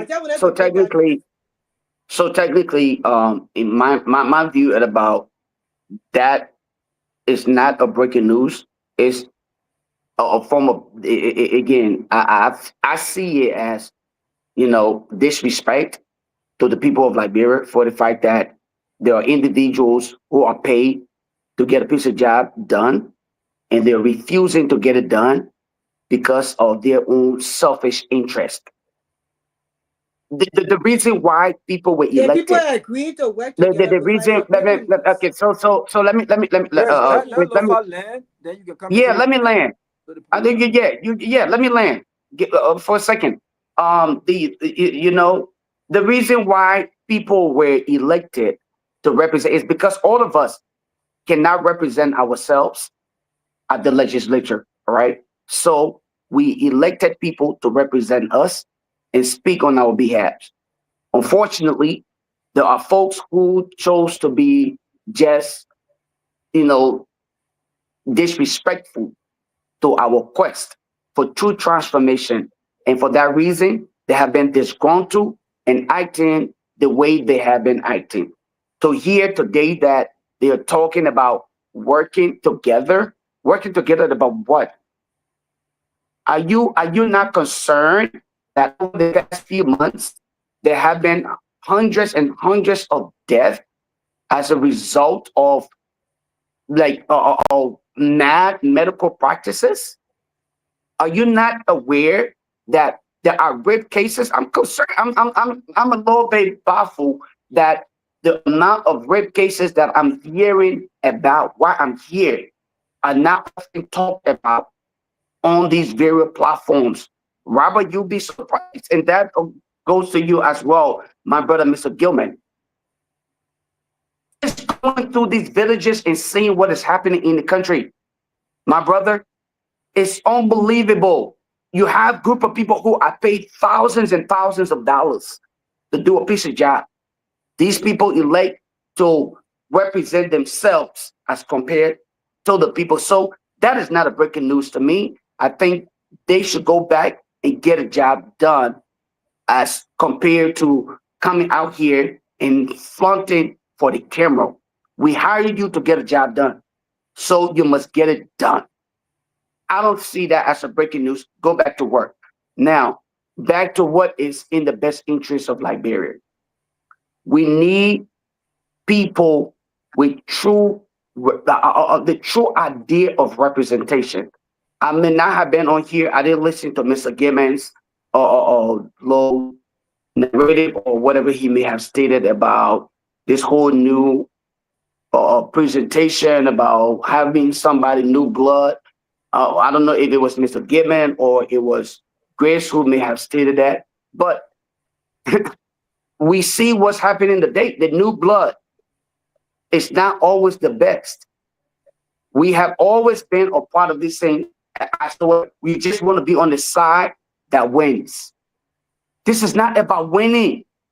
This is not simply about winning. And I will say this to any and everybody. If I will always be on the side that takes the L, I will proudly take the L with pride and dignity than to simply be on the winning team because I want to be recognized for winning an election and not being able to implement accordingly. And that's the reason why we're telling you, Madam Edith Gongloe is the woman to represent the people of Nimba County. When you walk through these villages, when you see the condition of the young people over there, when you see the schools, you feel sorry about why and how we should be here today. We're in the 21st century. There should be no reason why we should be this way. And then I look at Rwanda, 96% of the members of the parliament, and look out their progress and success. Okay, that's why we need more competent. Let us not disregard the word competent when we speak of women in leadership. We're talking about competent, not women who feel inferior to because of the presence of other women and they run off. But we're talking about women who are ready to represent the entire nation. And that's what I think it is very important that we hire competent women to spearhead the affairs of the state. And I think Madam Edith Gongloe is well off and is well represented and ready to do that in the interest of the people of Nima County. I don't have to be from Nima, my brother Robert, to tell you that I could be. My brother, we got 15 minutes left. I don't have to be a part, or I don't have to be. So I don't have to be from Nima County to be a part of Nimba politics. I should be a Liberian because I learned something different. In Nima County, there are a variety of tribes. Bassa, Kisi, Gil, Mana, and other tribes in Nima County. The city, the county is diversified. So we must make it about Liberia, my brother, not about the county or the tribes. Thank you. Okay, Mr. Gaiman, can you please come in? We're about to close here. We have, I think, about 7 minutes or 8 minutes left. Mr. Garguah, every leadership, when I see and hear Honorable Musa Belete talking about founding new blood, to me, it's like he's an excavator. How do we find people? We got several diamonds in the rough that are out there. You, Lofa, other folks who we think we vouch, okay, and put a next on the line for what is right. I think it's time for us to encourage people like you, myself, those of us who are here, to put aside. I mean, you know, and I said this the last time. Somebody said, all of you guys got all your qualifications, you got all the love for the country, but why are you coming to bring the impact? We are still talking about, I got 5 more years to retire, I got this year, you know, and this and that. Well, the Bassa people say, when the hunting dogs are away, if goat can do the job, take the goat to hunt. And that's what they are doing. They don't have the graces of the world and the robbers of the world and the Lofas of the Gibbons of the world. We're sitting here. So those guys over there, that's what they have. They have to make do with what they have. So until we can put on our armors and go and say, you know what? We are ready to sacrifice in the truest sense. We are wasting our time. Let's give credit to Musa for excavating, digging deeper and bringing all the diamonds in the rough and let's polish them. That's what I'm saying. I'm saying you give them the chance. The man said, just give me a look. That's all he's saying. Go ahead. And I agree. Okay, well, we are closing though because we are about to close. That's fine. And I said, let's give them the look. But to the point, Gil, man, I agree with you. I just take a little bit of exception because, again, one will argue that, you know, there have been other options. It may not have been the Gilmans of the world. It may not have been the robbers of the world, the Grace or the Dr. Peabody or the Lofas of the world. But there was one, the Cummins of the world. He was there. He was an option. He was underlooked. He was overlooked, right? You had the Dr. Clarence Manuba of the world. He was another option. He was overlooked. I mean, kudos to these guys who left their luxurious jobs in this country and went back. They've been there, right? You have other people of the world who have made sacrifices. The young man who was here recently, I think he's a diaspora Liberian as well. Got multiple businesses out there in Nima, right? He's, whatever his name is, he's that of the world. The issue is, and so kudos to those guys. So if these people are encouraging the robbers of the in the guildmen of the world who are still in their respective careers making money, because I don't want to go back to Liberia and steal from the Liberian people. I don't want to go back to Liberia and depend on government funding as my source of income. No, I don't want to do that. This has been a problem. But what encourages me to know that I will be given a shot when the other brothers who are way more qualified than me have gone, made their respective cases, spent thousands, if not millions of dollars, yet they have been overlooked. And again, politics is local. Politics requires a lot. But I keep saying this. Only in America, I guess, an election of what we saw happen with Barack Obama would have happened. It would not have happened in Liberia. It would not have happened in other countries, right? My point is, there are qualified Liberians, and I don't believe that Liberia has a shortage of qualified, competent, patriotic citizens, people who truly want to make an impact. They are currently in Liberia. They are currently part of the political dispensation. The issue is they have had problems breaking through. They have had problems breaking through the status quo. And so, listen, we will need a revolution. And that revolution cannot just be centered around us in the diaspora. That revolution must include the people in Liberia. Because until they join us to really start that revolution, to really say, you know what, even if the status quo does not want to give you guys the chance, we will give you the chance because we give them the chance. We put them in there. It's a defeated case. So I agree with you. We want to go back home. We don't necessarily have to go back home to run for offices. We can consult. We can help the government establish systems in the country. People are willing to do that. But even with that, the government cannot even pick up the phone to say, you know what? Irrespective of Robert's position on my government, I respect his position, but this is about Liberia. So I will put my ego aside, we'll put our differences aside, and we will talk about our country. What can Robert bring to the table, despite his criticism, despite the fact that he don't trust Joseph Boakai? What can Robert bring to the table to uplift our country, to do it together? We're still struggling with that. So listen, we have a lot of work. Thank you. And I will do my closing like this, people, before you come in. Because after I close, I will leave. I don't know where you're sitting here, but there's a breaking news. It's very important that we say this news is breaking. You know why? Because it's been months, and our people, our lawmakers, who the people voted into power to serve them, have been scattered. The American men will say.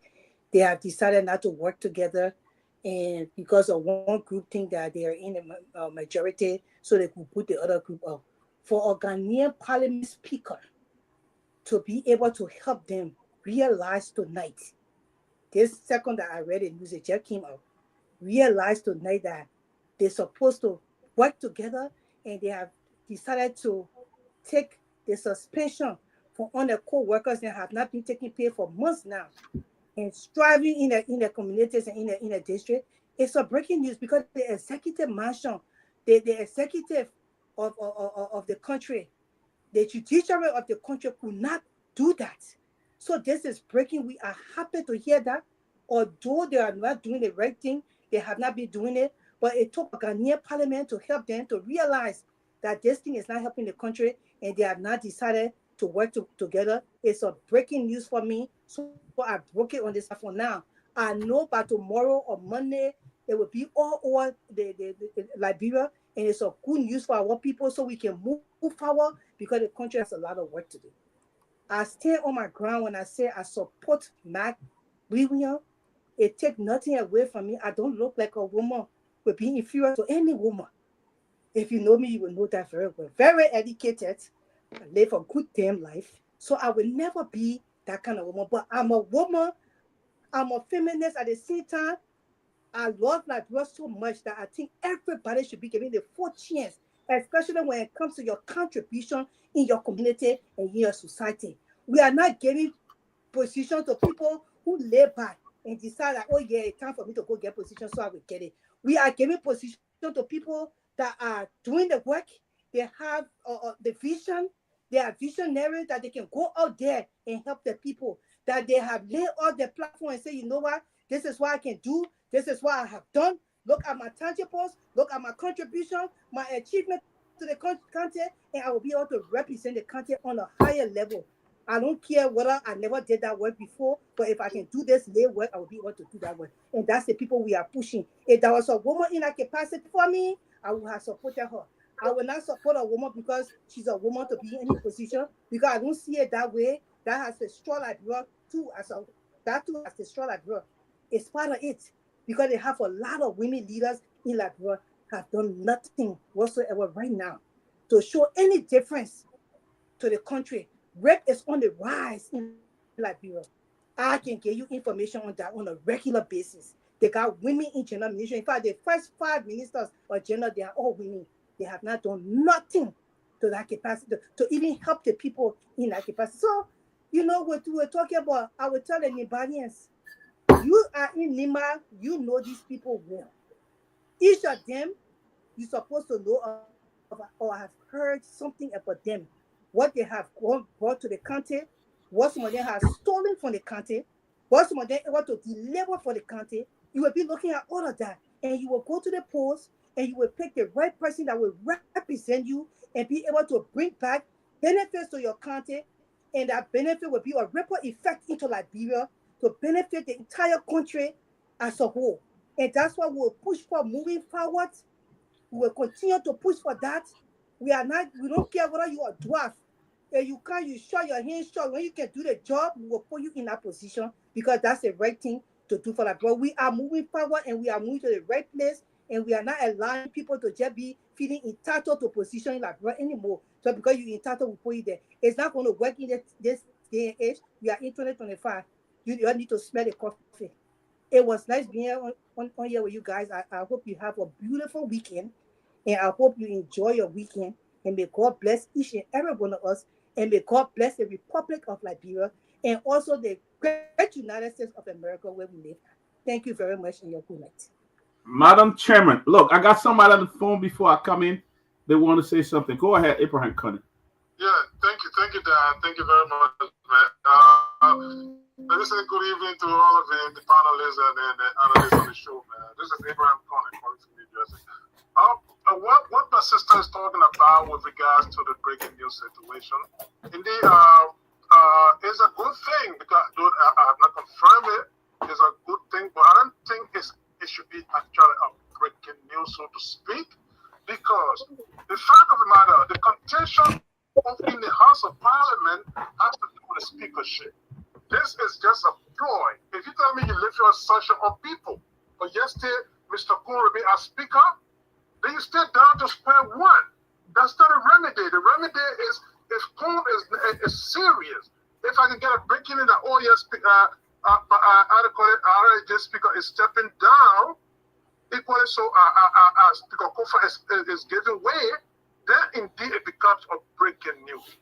But you cannot use illegitimate situation to remove people, and then at the end of the day, you come and you say, lifting a suspension on them, then it becomes a breaking news. That's one. And and then I turned it second, I said, looking at the Nima politics, I would not be surprised if Nima gets split into 2 counties eventually. Now, what happened with River G, and today you have Bomi and Grand Cape County. I think that's going to happen, because the population itself in Nima County and how convoluted our politics is becoming, people will eventually resort into that, wherein you're going to be having 4 senators instead of 2, because if you split the county into 2, each county will get 2 senators. I think that's what's going to happen in Nima County. But thank you guys for the show, man. All right. Look, let me come in. If what Grace has said, if that news is true, that the speaker had to talk to them, the speaker from Ghana and Sierra Leone, that just shows that we lack leadership in our country. Amen. We locked it, because if our leader, President Joseph Walker, I always say, a leader is the one who take control, not taking side. A leader do not take side; he takes control. So it only shows how disgraceful it is. I know this problem is not resolved until the Supreme Court render the decision, but it's just disgraceful to see our country that we have leaders who can even engage. Joe Bwaka, who claimed to have served in government for 50 years and have all the experience, and that's why Liberians will tell you, because during the election, Liberians tell you he's the only one that been in government for the year. He's the only one that knows government. Who's the only one can run government? You can't even resolve a simple conflict in the legislature. It resulted into the Capitol building burning. It resulted into the Speaker office. You know, when I witnessed James Colette busting the Speaker door on national television, it reminds me of how somebody was executing another person live on video and didn't even know that. This thing went viral around the world. In fact, I have some friends, some American friends, very prominent American, who asked me. We watched the news the other day. One of them is the professor at Harvard University in Massachusetts. He said, Henry, we watched the news the other day, and it was terrible to see somebody busting the door of the Speaker of the Republic of Liberia. And good thing that he went to Liberia. They follow Liberia, but they say it was very disgraceful. Even some of his friends, a colleague, and all with his cousin. He talking about Harvard University, Massachusetts. This guy is a professor, and it was shameful. And others, what happened? But if it going to take the Speaker from Ghana to come and say, pay your friend there, you suspend your friend, give your friend money, it's disgraceful to the country. It's sure that we don't have that leadership in our country. We don't. Everybody running. You got an 80-year-old man who hardly knows what he's doing. He was sitting all day yesterday. He said it in cabinet meeting and telling people things and stuff like that. I think it's sad for our country. It's a disgrace. We shouldn't even be saying it out there. We should be embarrassed to say it. That somebody come from Ghana to talk to us to resolve our own internal conflict. What a disgrace to the Republic of Liberia. The renegade Speaker Cone is forcing his way. To be Speaker. 80% of the Liberians don't even recognize him as Speaker. That's the shameful part. Even if he has support among the Liberians, the people in Liberia would have been great, but he doesn't even have any support among them. And we're seeing this kind of disgrace that is taking place back to back in our country. Where is Liberia heading? In the next 10 or 15 years to come, some of us will not have the energy, the next 15, 20 years, will not have the energy, to even want to be part of Liberian politics, or to be even, the country that we only saw war and violence all through to the end. War, violence, all through from our teenage life. It was war, it was violence, and we still see violence going on. Thank God that he gives some other opportunity to come to the developed world. What about those kids who were born there have never had an opportunity? The child in the village that don't even have the opportunity to look at a computer or own a computer or watch TV or something like that. They would die poor while these criminals walk around and just continue looting the country. It's sad for our country, gentlemen. And I wish the candidate the best in Lima. I wish every candidate the best. I think they are great people. All those running, I think they are great people. They want to see something done. And I think may the best candidate win. May the best candidate win, guys. But I think, guys, I don't know what everybody did at closing. Almost after 9. Mm-hmm. I don't know. If you guys want to stay on, I'm gonna just head off, and you guys can stay on or something. I think we are already. I'm gonna close on this note, and I don't know, Robert and Mr. Gilman, Charming. I'm grateful to be out here, and let me just say this in the open. The closing argument is doing a phenomenal job. You would not believe it. Some of the places that I've had the opportunity to walk and hear people talk about what the closing argument is doing, you would not believe it.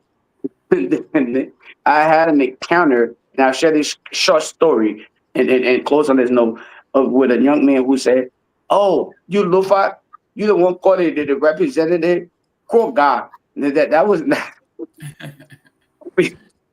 we had a short conversation, but he said, at the end of the day, he supports Madam Ida Gongloe for the Senate. My thing here is this: I would not have to limit myself to any specific region or tribe in Liberia until we can have true representation, okay, at the legislature.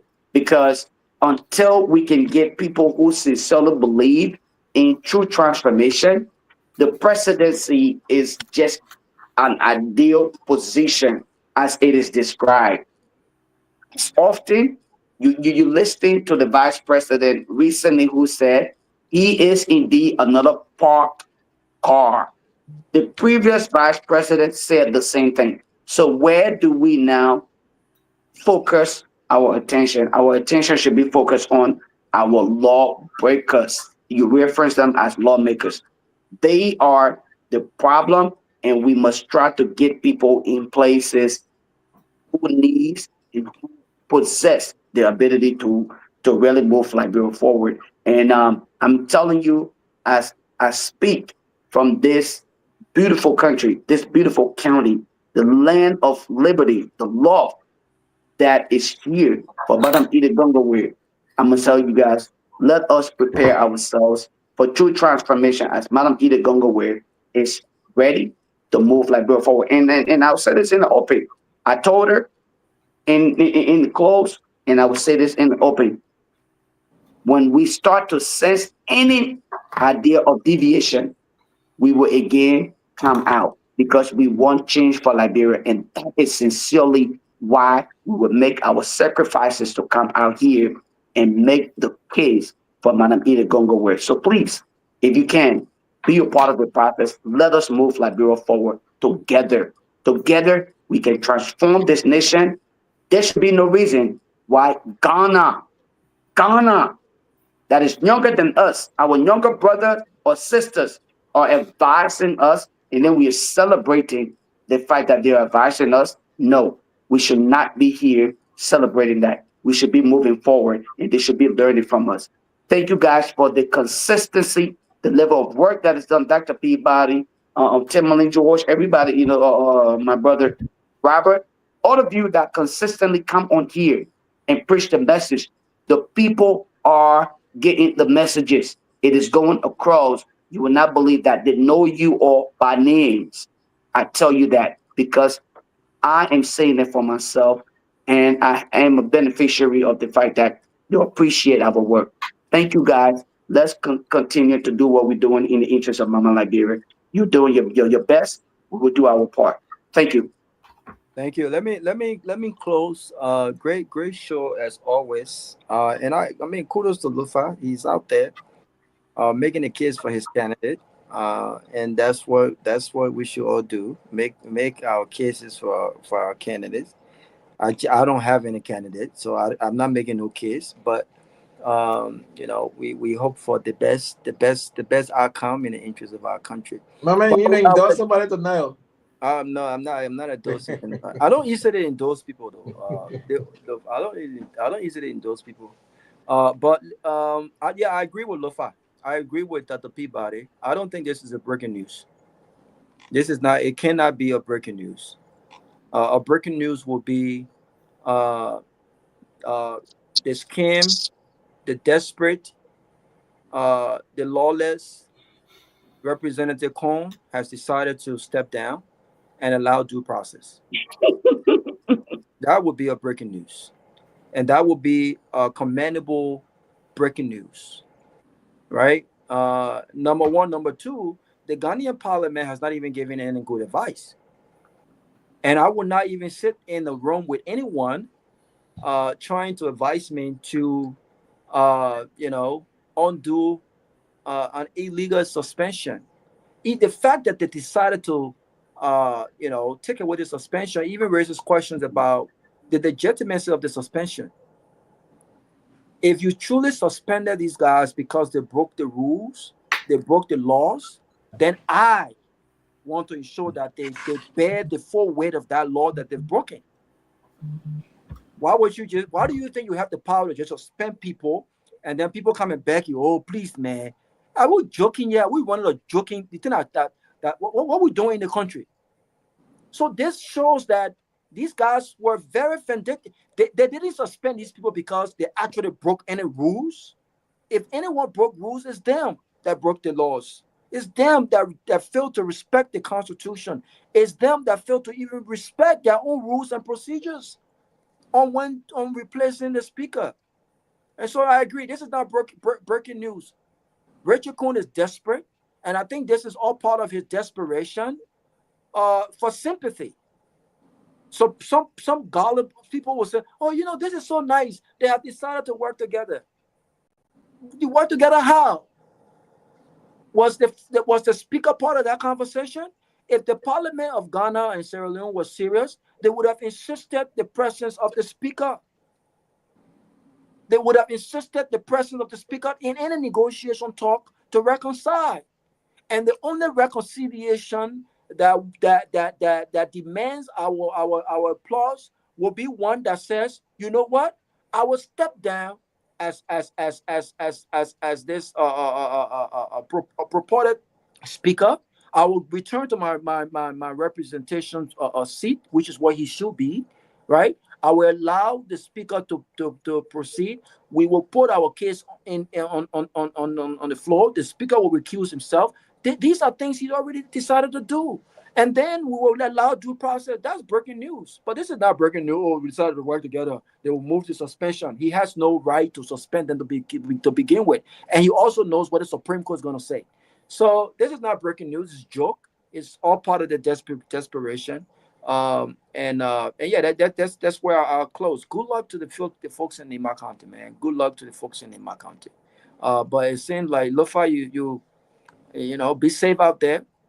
You know, because I know it can be dangerous out there. Trust me, I go every year, and so be safe and be nice to these people. When the people ask you for your candidate, tell the people the answer the people question. Don't send them to a website. Don't send them to go read. Robert,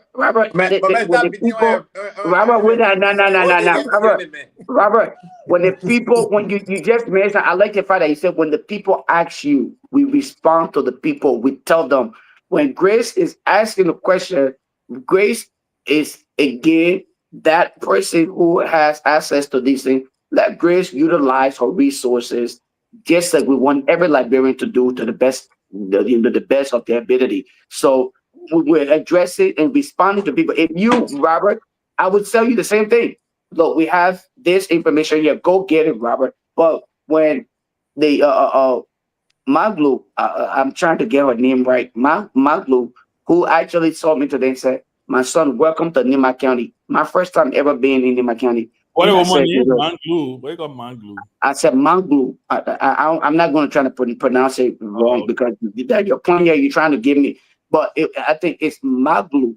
All right, never mind. It's not important. But all right, she said welcome, and when she asked about this person, and she celebrated the fact that she was coming back to the race. Some of the stories that these people are talking about, I really wish that you guys were on ground to really experience it. But again, it's not my time. I already close out, but I think the people are appreciative of the fact that Madam Kehleboe Gongloe is in the race and they're willing to take the challenge, especially due to the fact that the candidate she's going against, Koga, is being very denigrated and insulting women. They are taking offense to that. Remember, Liberia, the issue of ethics and moral plays a major role. So they're taking offense to the fact that he's insulting them. Yes. So I can tell you that for a fact. Anthony and Mr. Gilman. Yeah. Yeah, so let me go. I think Mr. Gilman first because you are here before you, Anthony. There you go.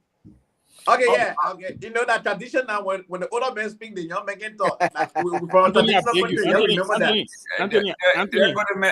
going to Kogati again, traditionalists. Anthony, I beg you. I want Lofa to run away, please. I want him to come back. Lofa, you're being arrested. Oh, Ben, I thought we're having a lender in addition. That's I'm here, Ben. Ben, yeah. I'm here, Ben. Lofa, you've been summoned. Lofa. I am summoned by the former chairman. Chairman. Lofa, I know so first of all, how was your visit at the Capitol? My visit at the Capitol. But when now, Lofa, when you let me answer the question then. Let me ask my question. I finished. I asked you my question. You jump but you don't want me to answer? No, you will answer, but let me finish. Then you answer the question. You know, okay. I know you went there to lay the premise and to go and see the potential working place of your candidate. But I heard you were involved in several meetings. You know, I told you I got my satellite on you all over the place.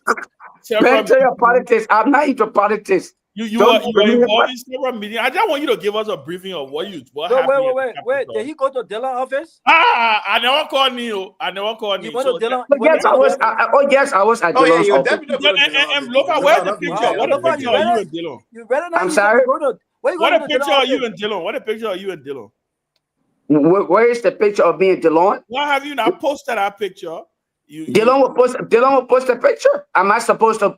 My employee submits to me, so he actually do what he's supposed to do. I'm supposed to be an employer and then go be posting picture of me and my employee. Like no, the employee will appreciate. Well, how was the visit? How was the visit? The visit was actually great because, again, I observed certain things that I feel like needed and needs to be. I heard it was an eye opener for you.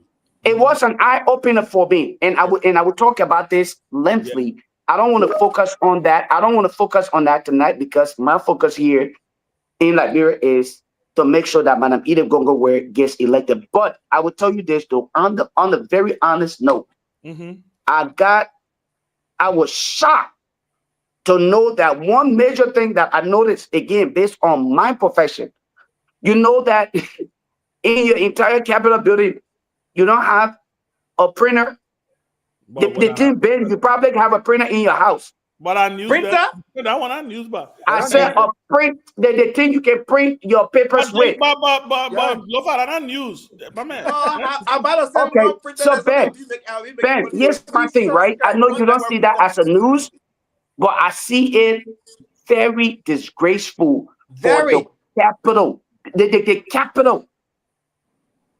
This is where we're making the laws. The lawn office. So Dylan ain't got printer in your own office? No, they don't got printer, man. There's a printer in Dylan's office, but what we're talking about is there should be a general printer, a network printer for the overall acting point here, and Robert, I want to bring this up is because you, Robert, you on this show, and I know you gave Dylan a lot of hard time. And I know you have it. And Dylan said he's coming, I think, on Monday. He said he should be here on Monday. He's looking forward to his engagement with Robert. So now that I visited Dylan office, he's comfortable to come on, okay? Yeah, he said he's coming. He said he will be here on Monday. He will be looking forward to having a spirited conversation with Robert on the issues, based on the issue. He said Jahami and me and Lofa had a 2-hour discussion. We did. And Lofa got a chance to, I explained things to Lofa. I broke things down, and Lofa was so blown away that he has said, wow, we have to kind of explain this to the people, right? In fact, he said there was that was Dylan's statement. He said there was a point when he offered Lofa something to drink, you know, and he told Lofa, he said, you see, in the budget, we got entertainment. So you already eating some of the entertainment. I knew they were coming for you, Lofa.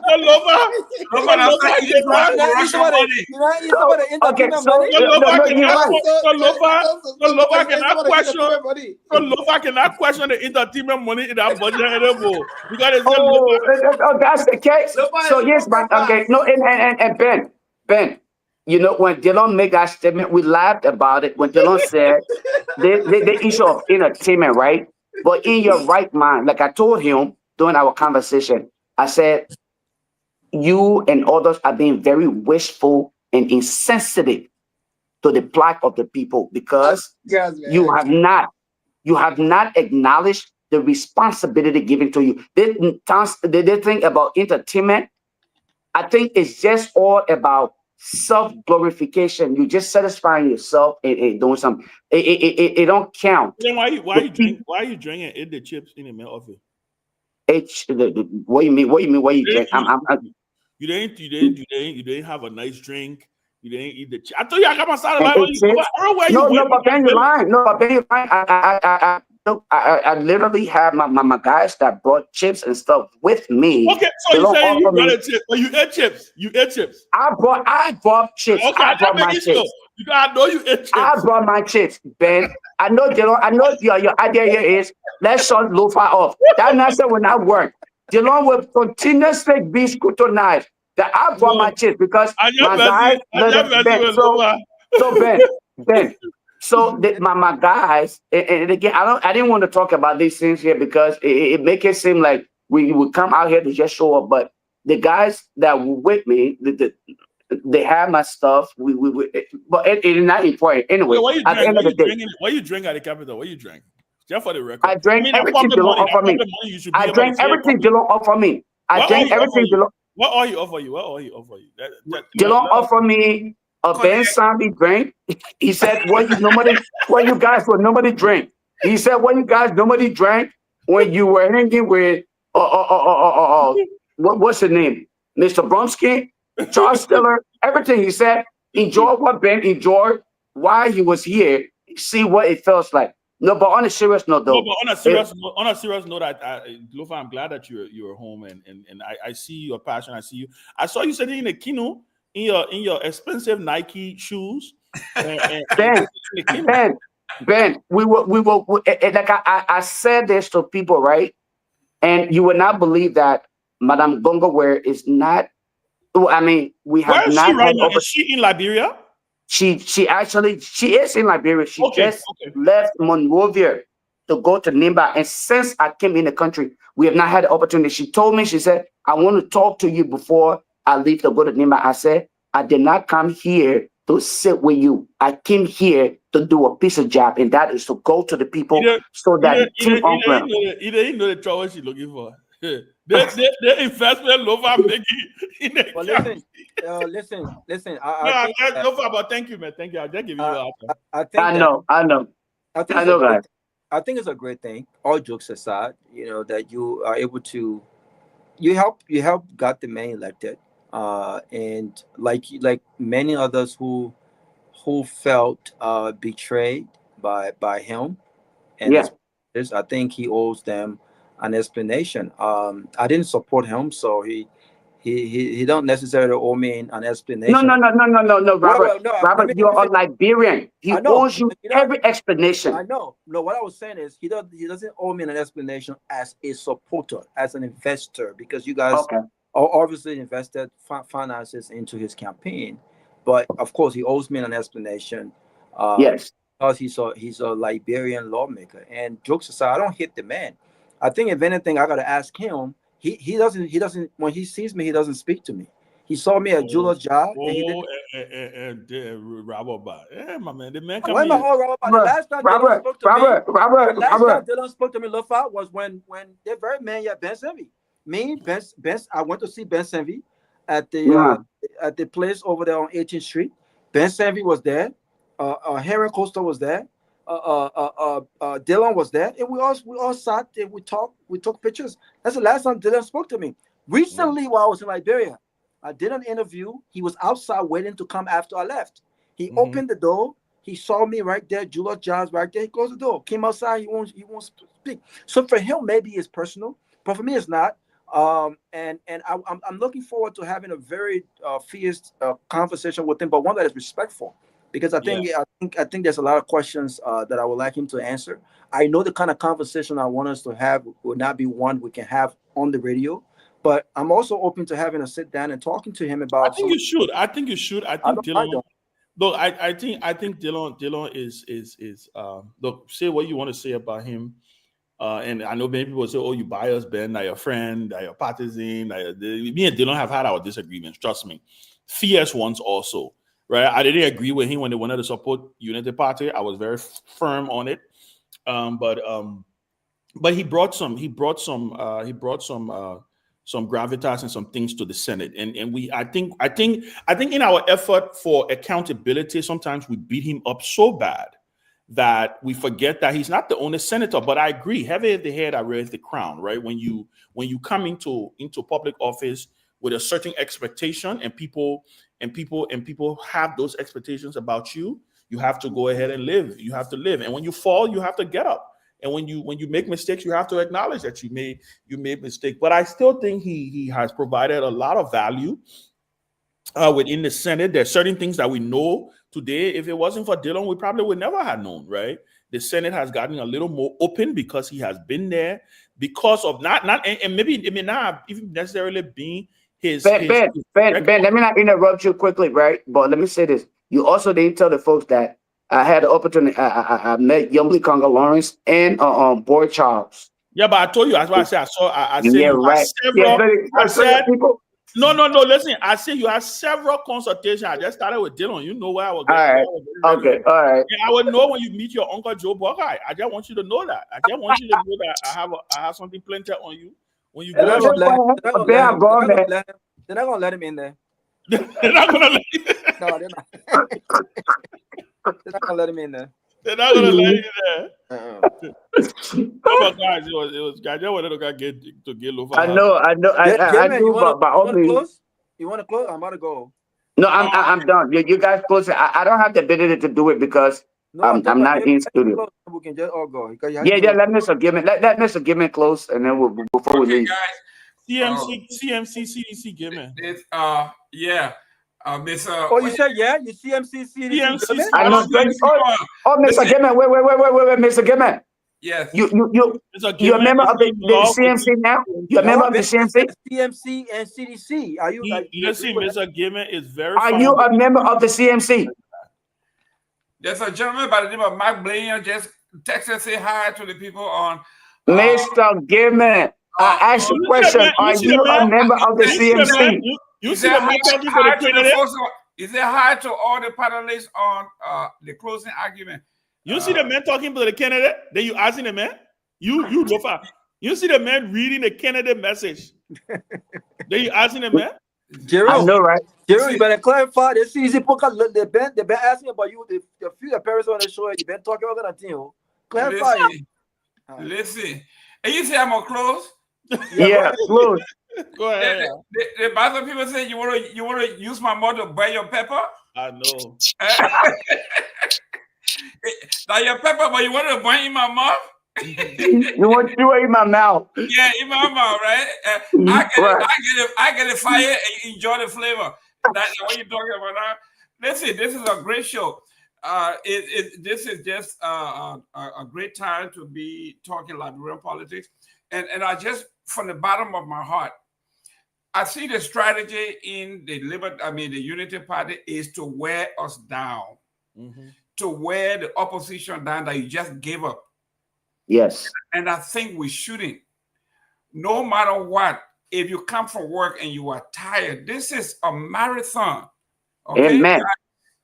You are tired, keep talking. It's resonating, believe it or not. They are hoping. They use the word that said tired. You talk tired. They think they will wear you out, wear you down. Don't allow that to happen.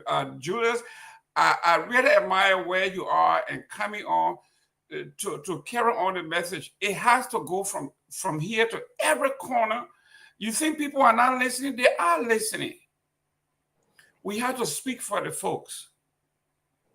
We have to. So, gentlemen, I thank you very much for the platform. Let's keep it going. Mr. Sanvee, thank you very much. Robert, I don't know if your old mom and opa they are back yet, but so far so good. Thank you very much, guys. Thank you very much. Thank you, guys. Good. Just have a good night. I'm about to go. I'm about to go outside and enjoy the rest of my. What time is it right now? It's after 2, right? Yeah, pretty much. Actually, it's actually 128. 128. You in Nimba? Where are you? You in Ganta? Ben, I'm not disclosing my location to you. That's You're correct. opposition member. I'm not disclosing. They make a GPS for you. You got a GPS. Thank you, guys. I got something. No, but Ben, Lofa, where you going? When you guys come here, when you guys come to Liberia, please, the GB. I'll post my picture. The GB is so authentic. Tomorrow, I'm not eating. I will eat GB for breakfast, lunch, and dinner. Nothing else. What a man from Lofa talk about GB and not Torgbean? No. They can eat it for breakfast. When I go to Lofa, we would then eat we will eat the Torgbean. But here, look, I'm telling you, that's what we'll do. Thank you, guys. I'm gonna be safe. Good night, guys. And thank you.